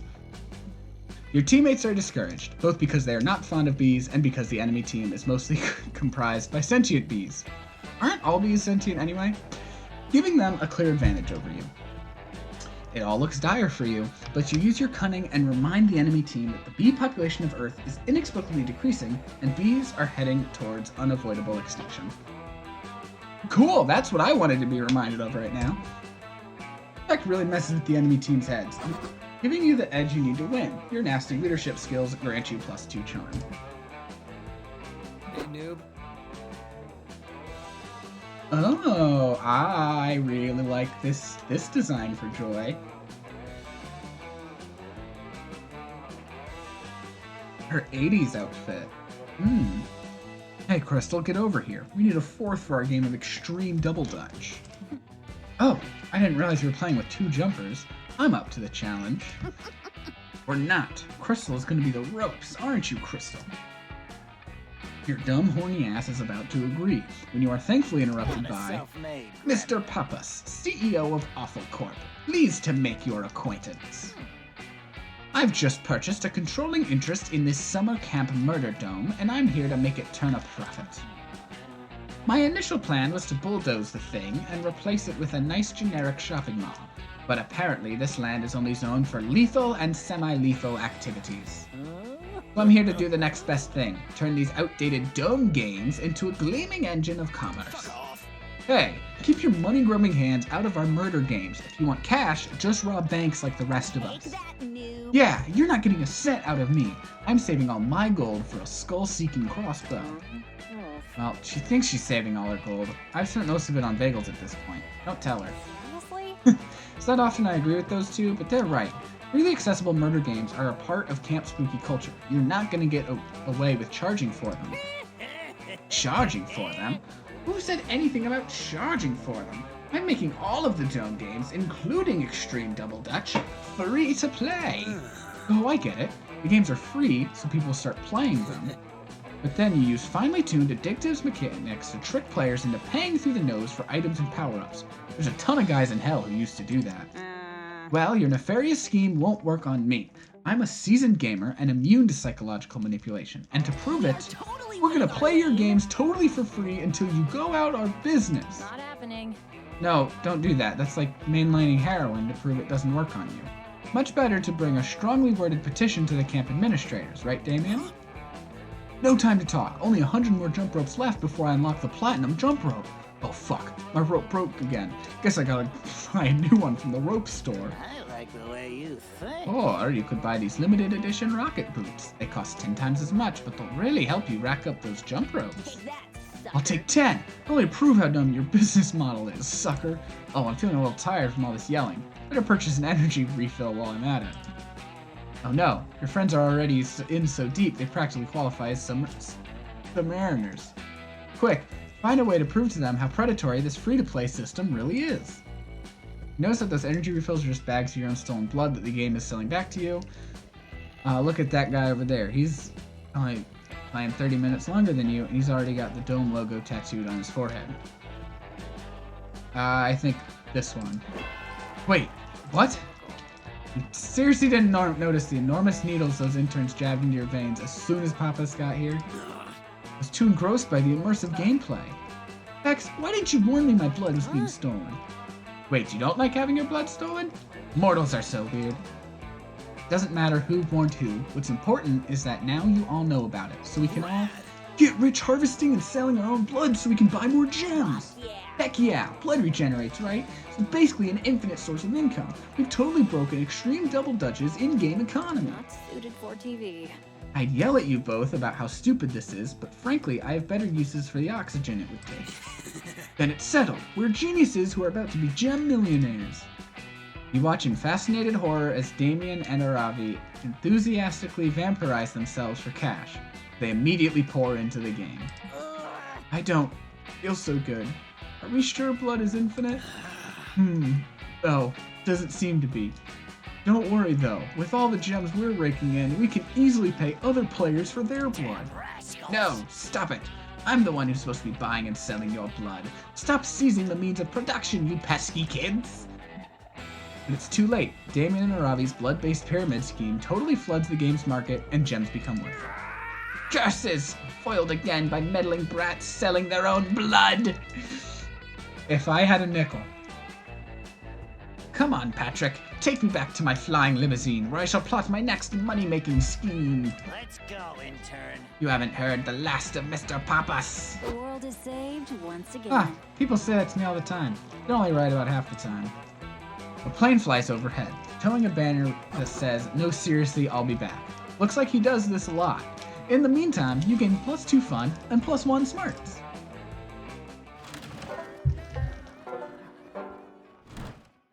Let's start a fire. Ooh, I get to hang out with the... I have not interacted with the computer at all. Oh, it's just a person carrying a computer. I thought it, like the computer had a robot body. It is just a computer that someone else is carrying. Hey Cal, since you're like super smart, I need your help. We need to come up with the spookiest, scariest campfire story ever. What are the plans for today? May I inquire as to the necessity of this objectively unimportant request? Unimportant? It's super important. Everyone knows that scary stories around the campfire are essential to having the best summer camp experience ever. Is this a Oh, nature? I see. This is an example of this time-consuming task you organics perform in the pursuit of fun? No, forgive me. The word is fun. Calculaster. Very well. I will do my best to help you achieve fun. I struggle with creative tasks, but perhaps if I crunch the data from several famous horror stories, I can compile my own. Yes! A mega horror story! I can't wait! Make me poop my pants, Cal! Thousands of pages of text flash across Cal's screen in the blink of an eye, going faster and faster until... Chapter 10, Scare to Nowhere. We are in the forest of bad choices. Becky Slutson and Football Jones are in love. Soon they will be in bed. Oh, they're doing one of those. Where did that? Oh, okay. When I hovered over this, got it. They're doing one of those AI generated things. I thought that's where they were going with this. Oh, I'm shaking already. Becky. Oh, football. Moms don't understand. My death is inevitable. She is not scared for Slutsons and does not know fear or true friendship. Football does not answer. His teeth is handhook mentor.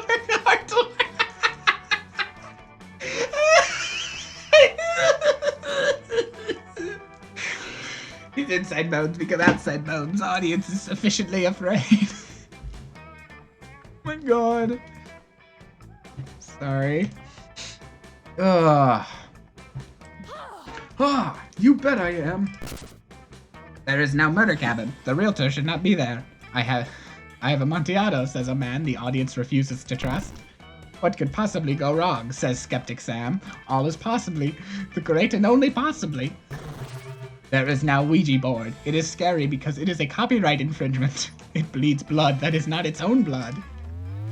Football Jones's outside bones are in Skeptic Sam's inside bones. The skeletons have escaped. They are spooky and scary. Johnny is here.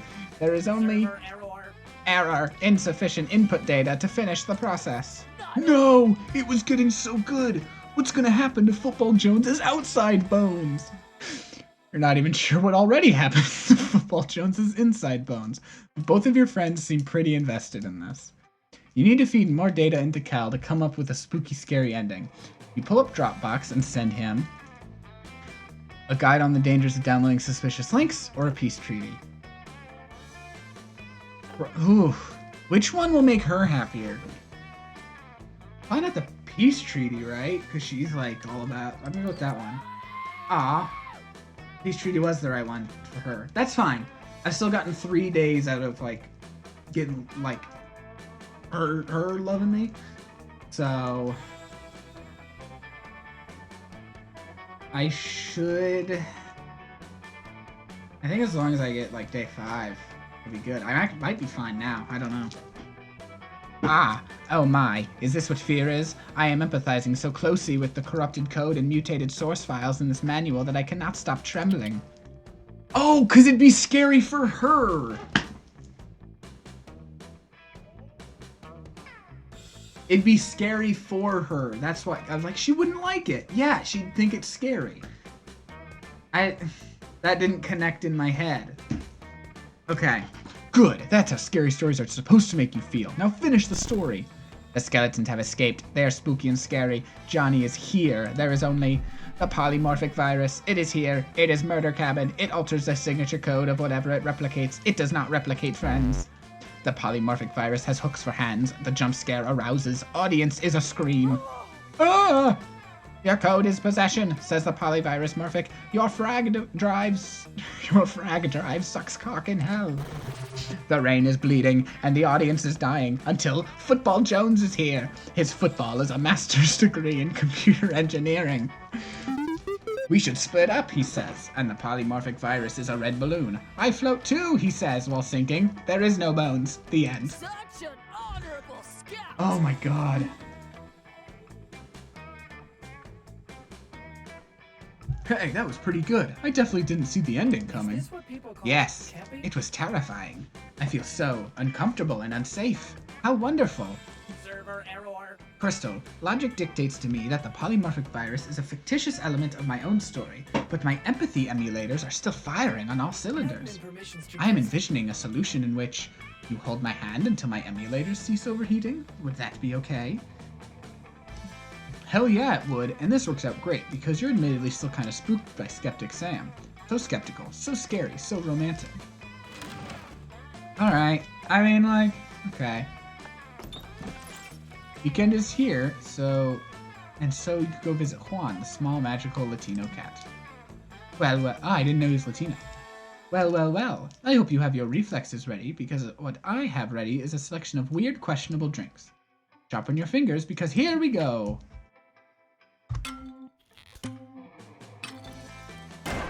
I want this one.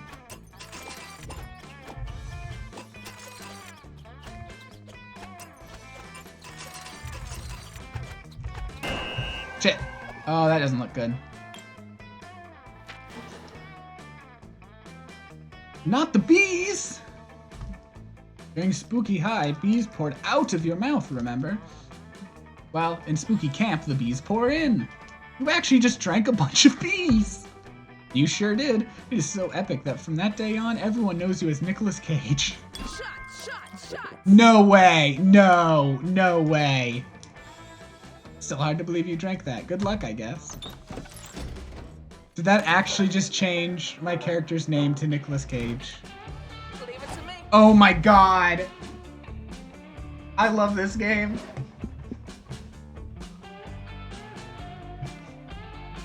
Oh, fucking hell. Alright. The manor. That day, you venture into the haunted manor to prove that you're not a little scaredy cat. The manor transforms itself into a winding maze from which there is no escape. You'll be trapped here forever. Luckily, you brought your phone and some snacks, so you sit down and play solitaire until the house gets bored of you and shows you the exit. Turns out the best defense against the supernatural is total apathy. You gain +2 boldness. You faintly hear what sounds like haunting classical music and murmured whispering. Par for the course at the HM, but then you hear a familiar anime scream. Gah! You're all idiots! We can't open our concert with a forgotten Toon song. They're not cool at all. That's why they've been forgotten. Hi, Dahlia.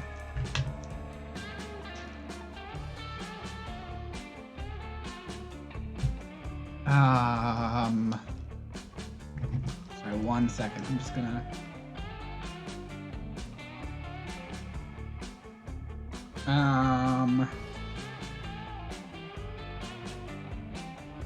Just send a message to a friend real quick.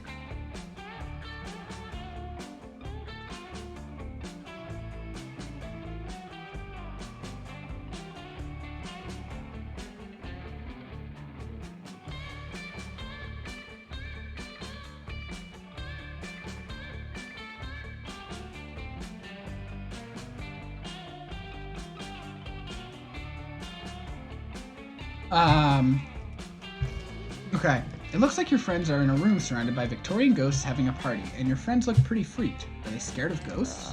What? No, not at all. We have little classmates who are ghosts, Nicolas Cage. Welcome to the witching hour. This is... Oh, yeah. You may remember that Damien, Dahlia, and I are all in a screamo band called Ventagram. That's pretty fun. Shrieking semi-coherently into a microphone is actually a good way for me to relieve stress. The problem is, these Victorian ghosts hired us for an annual temporary return from purgatory party here in the Haunted Manor, and we can't decide what to open with. This is going to make or break the entire concert. The opening number is pretty much the only song anyone will be sober enough to listen to. You can't help but inquire about the logic of spirits from the 1800s hiring a screamo band for their concert. Well, I don't think that they always liked screamo, but being condemned to an eternity of purgatorial torture tends to affect your aesthetic tastes. What a noob. Yeah, have some fucking compassion, noob. Anyway, back to business. I agree with Damien. No Forgotten Tomb cover. The best screamo cover is obviously Dangerous Woman by Ariana Grande. Why is this the second time she's referenced that song? Okay. Typical. Dahlia, just because you scream the lyrics to Ariana Grande songs doesn't make them screamo. Agreed. Let's do Your Makeup is Terrible by Alaska Thunderfuck. At least 6 of the words in that song are like my entire vocabulary.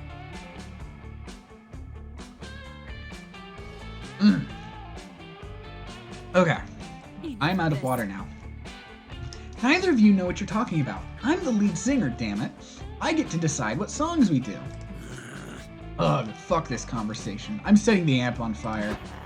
Damien, no, it's a rental. You better solve this argument before the ghosts get sick of your shit and start doing Victorian ghost things, like throwing vases and huffing opium. What song should your friends open the concert with? The best song to open anything is an anime opening, and the best anime opening is without a doubt A Cruel Angel's Thesis from Evangelion. Victorian ghosts are called that because they love Victoria Adams, aka Posh Spice. You should do a screamo cover of Wannabe. That's crazy enough. That's so fucking genius! Why didn't we think of that? Yes, the power and catchiness of the Spice Girls does transcend genre and historical relevance. It's the perfect opener to our Victorian screamo concert. I'm not super convinced, but I admit that I don't have any better ideas. And at least this gives us an opportunity to perform that screamo Wannabe cover we wrote while we were drunk. Haha, more like super drunk. Your friends perform a screamo Wannabe. It's surprisingly catchy, and the ghosts seem to really love it. Wow, they're really going crazy for early 2000s pop, huh? Well, when you think about it, it makes sense. Lyrics of Wannabe are actually pretty relevant to the Victorian time period and the purgatorial experience. I think I get it, yeah. Like, when they say V doesn't come for free, she's a real lady, it's talking about none other than Queen Victoria. Good thinking, Dahlia. This is later followed by the part that goes, if you want my future, forget my past. I got it. That line is about moving past the horrible shit these ghosts did while they were alive, dooming them to endless purgatory while they can perfect their corrupted spirits. If you fall in love with one of them, you must learn to love them despite their terrible sins. So cursed, yet so romantic. Whoa, yeah, and then the whole, if you want to get with me, better make it fast, is reference to how these ghosts come to roam the manor only for one day every year. Like a fleeting love. Or more like a fleeting night with sexy sex stuff. Whatever's your jam. Damn, who knew that Miss Demon Slayer's boring-ass poetry study class would actually end up being useful for something? I think your friends might actually be onto something. But only because you overhear some ghosts commenting on how they are super high on Victorian ghost opium and tripping out by hearing those fleshy ghosts scream nonsense. Oh, this game is a treat. But you'll never tell. Instead, you continue your aughts pop throwbacks well into the night. Avril Lavigne's Complicated is surprisingly catchy when backed by a muddied power guitar. It's a great concert, and you gain +2 creativity and +1 boldness.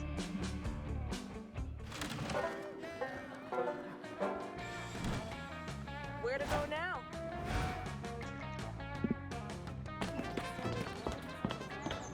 That day, all the scouts make a braid chain as team building exercise. You learn all sorts of new ways to braid hair. But the person braiding your hair accidentally ties an infinity knot into your head. There's no way to untie it. You can see into infinity. My hair is fire. But right before Coach gives you the worst haircut of your life, you see how all of your friends will die. It's useful in helping you eliminate David Davidson, the doomed deer person, from your romantic prospects. You also watch every Marvel movie that will ever be released. You gain +2 creativity from witnessing so many plot twists. Later, you're wandering around trying to tell if you have mercury poisoning from all the tuna you ate for breakfast when you see Joy and Scott. Love taking pictures. Hey! I didn't expect to see him pop up here. Yo, Nicolas Cage, check it out. Joy and me are doing photography. It's basically the art version of sports. He's not, it's the art version of sports, sorry, that just connected with me. He's not romanceable in this one. Yep, we're taking a photography class together. This week we're supposed to capture the majesty of nature. What would you say is more majestic, a small bush or a small shrub? You have a desperate need to be included in basically everything your friends do, so you whip out your phone and start snapping pics of Scott and Joy. Yay, friendship! Suddenly Scott pauses, takes a big sniff of the air, and inhales for about 40 seconds straight. It's an awkwardly long time to be inhaling. I thought something smelled kinda off. Joy, you okay? You smell sorta stressed out. I got time I asked if I could eat macaroni just using my butt. Oh, Scott. I love you for the same reasons I love Dahlia. Dumb and strong. I think I love Dahlia more, though. Ugh. Because she's dumber and probably stronger. Huh? Oh, please don't smell me, thanks. Something doesn't But feel right. I am a bit stressed. It's just that everything is so calm. And when things seem calm, that's actually when they're the least calm. It's the calm before the storm. When there's no obvious evil encroaching, that just means the whole world is about to be blindsided by the biggest threat imaginable. We should be more worried than ever. By the way, my throat is getting destroyed right now. Just destroyed. We're not doing another run. Yeah. This is it. Once we're done with this, that stream. Oh, I'm out of water too. Ugh. Do you think that maybe you saved the world so much you got used to saving it? Maybe you're just not used to chilling out. It's like me and footballs. When I see a football, I want to catch it. Somebody has to throw it first so that it needs to be caught. It took me a while to accept that. Scott!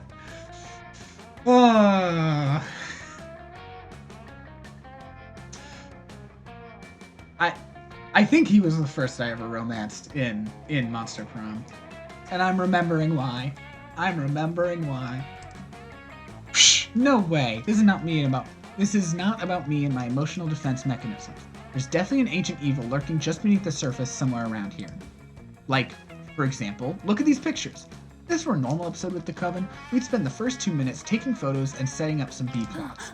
And then we'd discover a mysterious omen in these pictures, teasing the larger evil that's yet to come. See, doesn't this picture of a tree look a little foreboding to you? Just kind of looks like a normal tree to me. Looks sort of familiar, actually. I think I peed on that tree once. Oh god, is that an omen? Okay, so maybe that's not an omen. But what about this photo of a sunflower?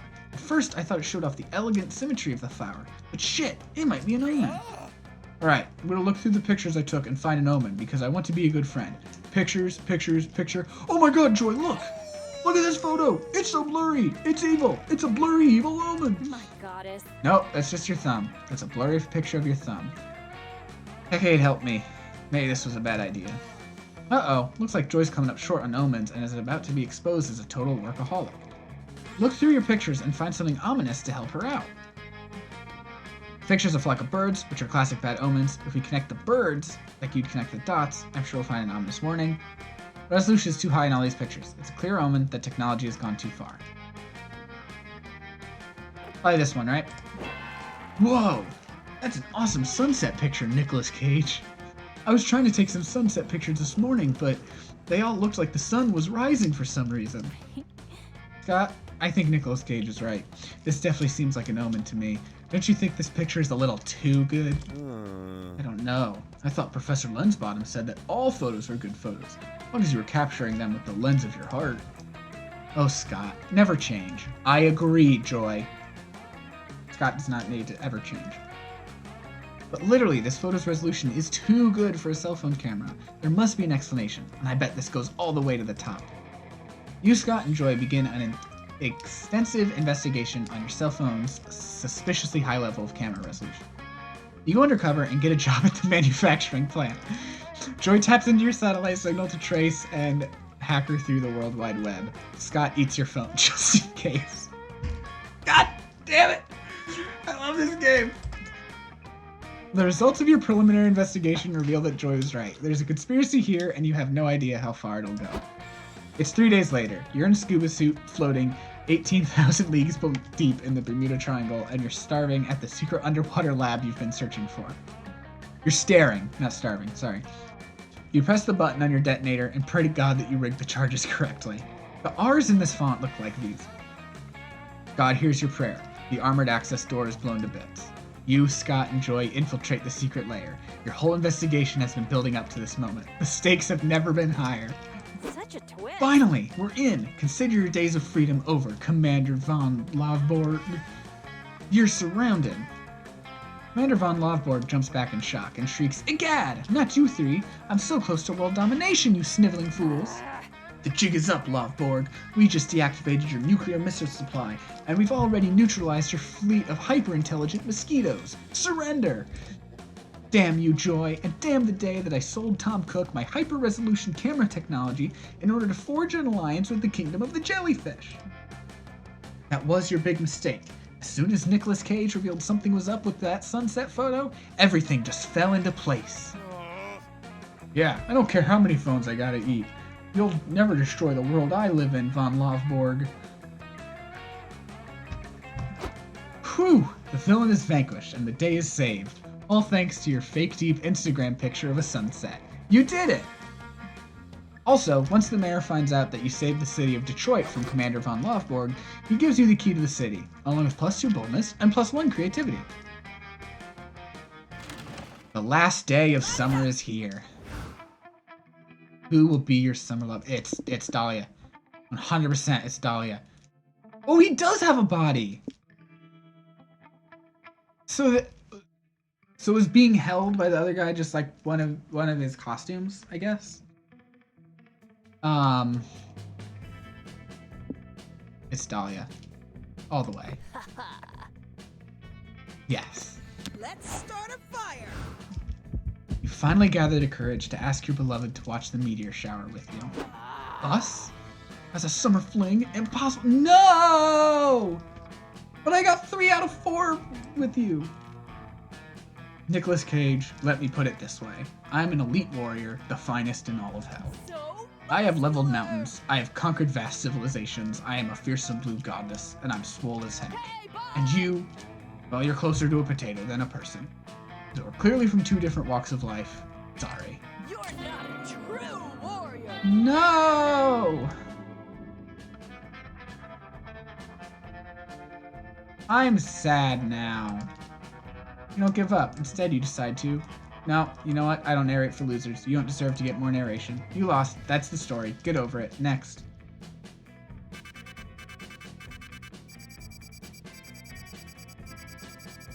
Oh my god, what the hell?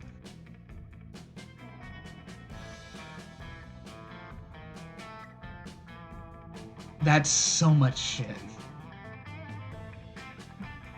Before we knew it, those weeks were gone. It felt like a hot minute, and it felt like an entire lifetime.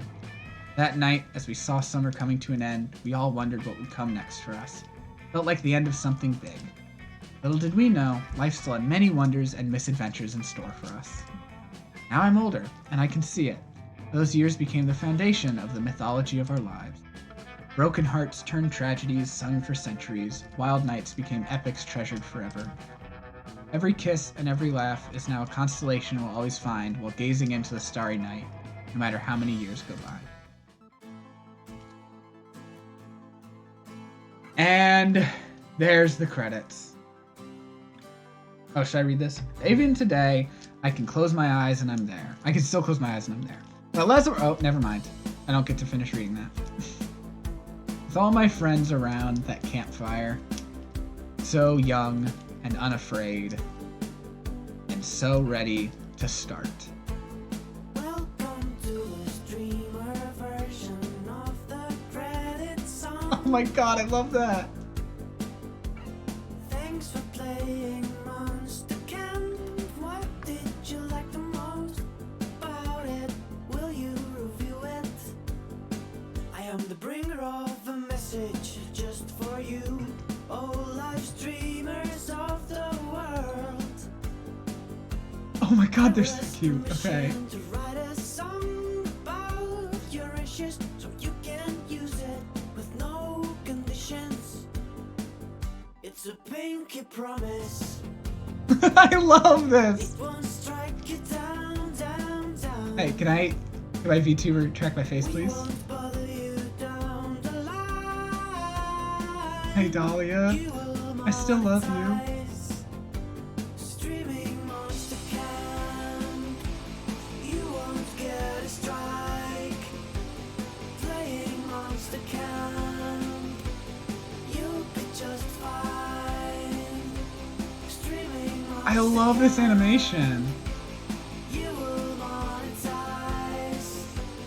Playing Monster Camp. You'll be just fine. Don't forget to like and subscribe and hit the notification bell. Whatever you will make your favorite streamer stay a bit better. You hear that, chat? Don't you forget it. Like if making content wasn't hard enough to worry about this stuff. Like losing all your revenue or getting your third strike. But not with Monster Camp. Streaming Monster Camp. Unironically, this song is really good, actually. Get a strike. Playing Monster Camp. You'll be just fine. So now that we're here, my name is Hey, it's- Claudia Martinez. It's the Oh, bees that I drank. yeah. I made most of the music for the game. What did you think of it? I loved it. Just go and buy it. But why did I have those? Why did I pack those things? Writing songs for Pentagram and they won't let me go until we sell 1 million copies. Streaming Monster Camp. You won't get a strike. Playing Monster Camp. You'll be Hi, just Dahlia. fine. I Bye to the streamer version I of want you to my understand. song. And remember, I'll wait till this is over. Monster Camp, you'll be just fine. I genuinely love that song. I might, if that's on Spotify, I'm adding it to the stream playlist. Just unlocked Ko-Fi Beats to Relax 32. Nice. I got new stuff in the shop.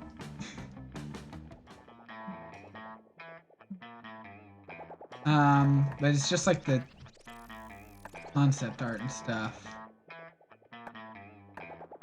I'd rather like save for those if I do end up playing more things.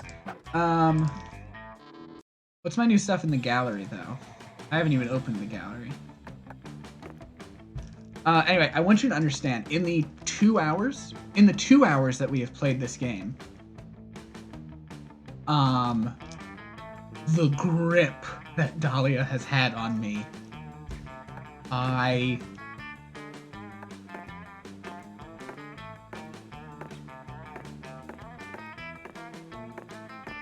am in love with her. You look at my...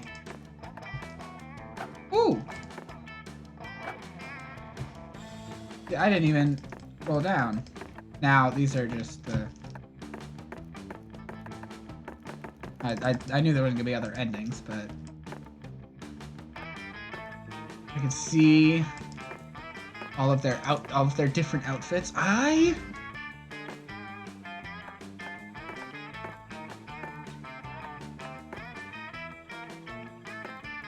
my god.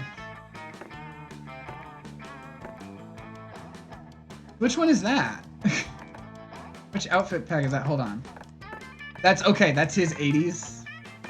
That's his 80s outfit. Got it. Okay. Love that. Because Because in the 80s, he would just be... Yeah, okay. I see. Hi, Dahlia. Fuck. Okay, Damien. Hey, let's look at all this art.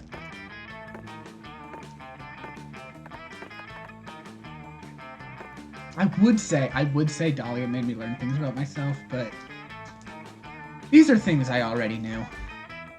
If I'm being completely honest with myself, these are things I already knew.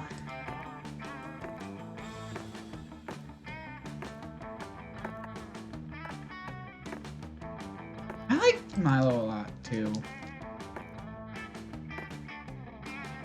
Here, I want to see the, like, color changes with the different expressions. That's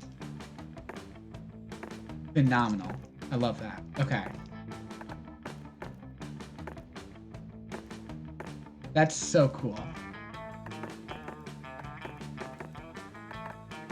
I love them. Okay. Dimitri has a couple outfits.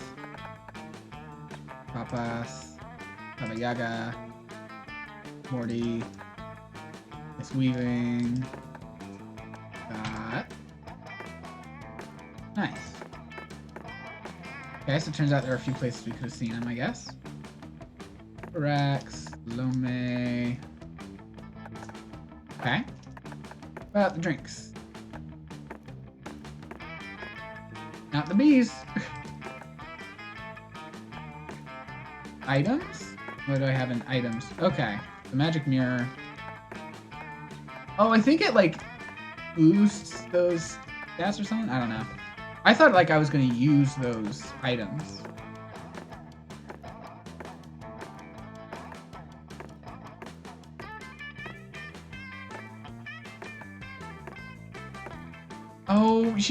Oh, they're doing macaroni art.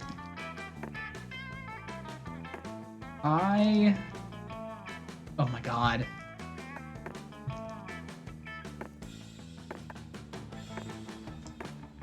I just want to look at all this wonderful, wonderful art in this game.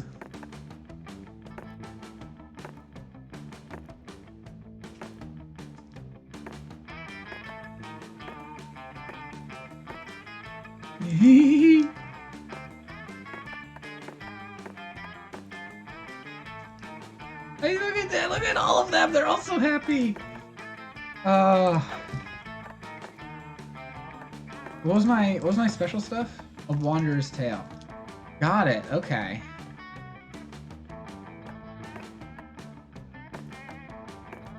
Okay, well.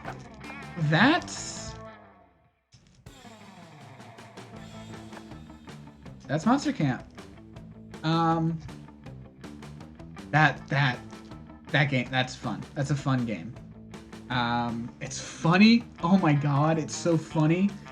The art is wonderful. And this is a nice little Valentine's Day thing to do.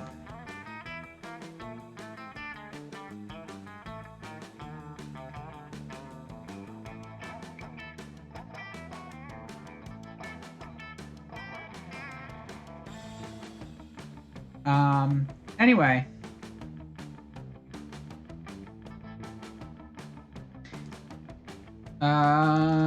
Sorry, I'm just sending a message real quick. I could have just waited until I done streaming, but I didn't.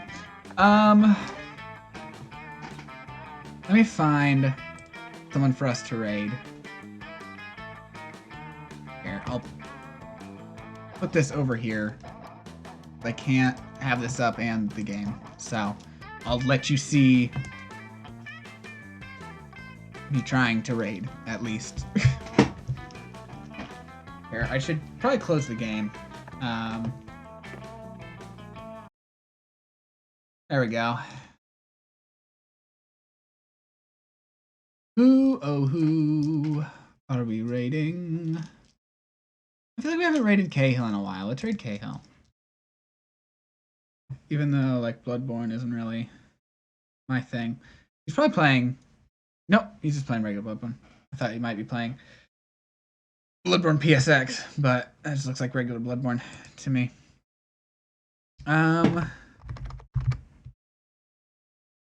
All right. Thank everybody who came back, whether or not everybody came back, whether or not everyone came by, whether or not you interacted. It's always appreciated. My current plan is to be back Wednesday. So not Monday. I'll be back Wednesday. I am not gonna tell you what I'm doing, just in case I can't get it to work. But if I can get it to work, it should be fun. It'll be a weird thing. Like a different special thing. But I hope to see you there, and until then, go give Hell some love and maybe enjoy Bloodborne. Alright. Goodbye!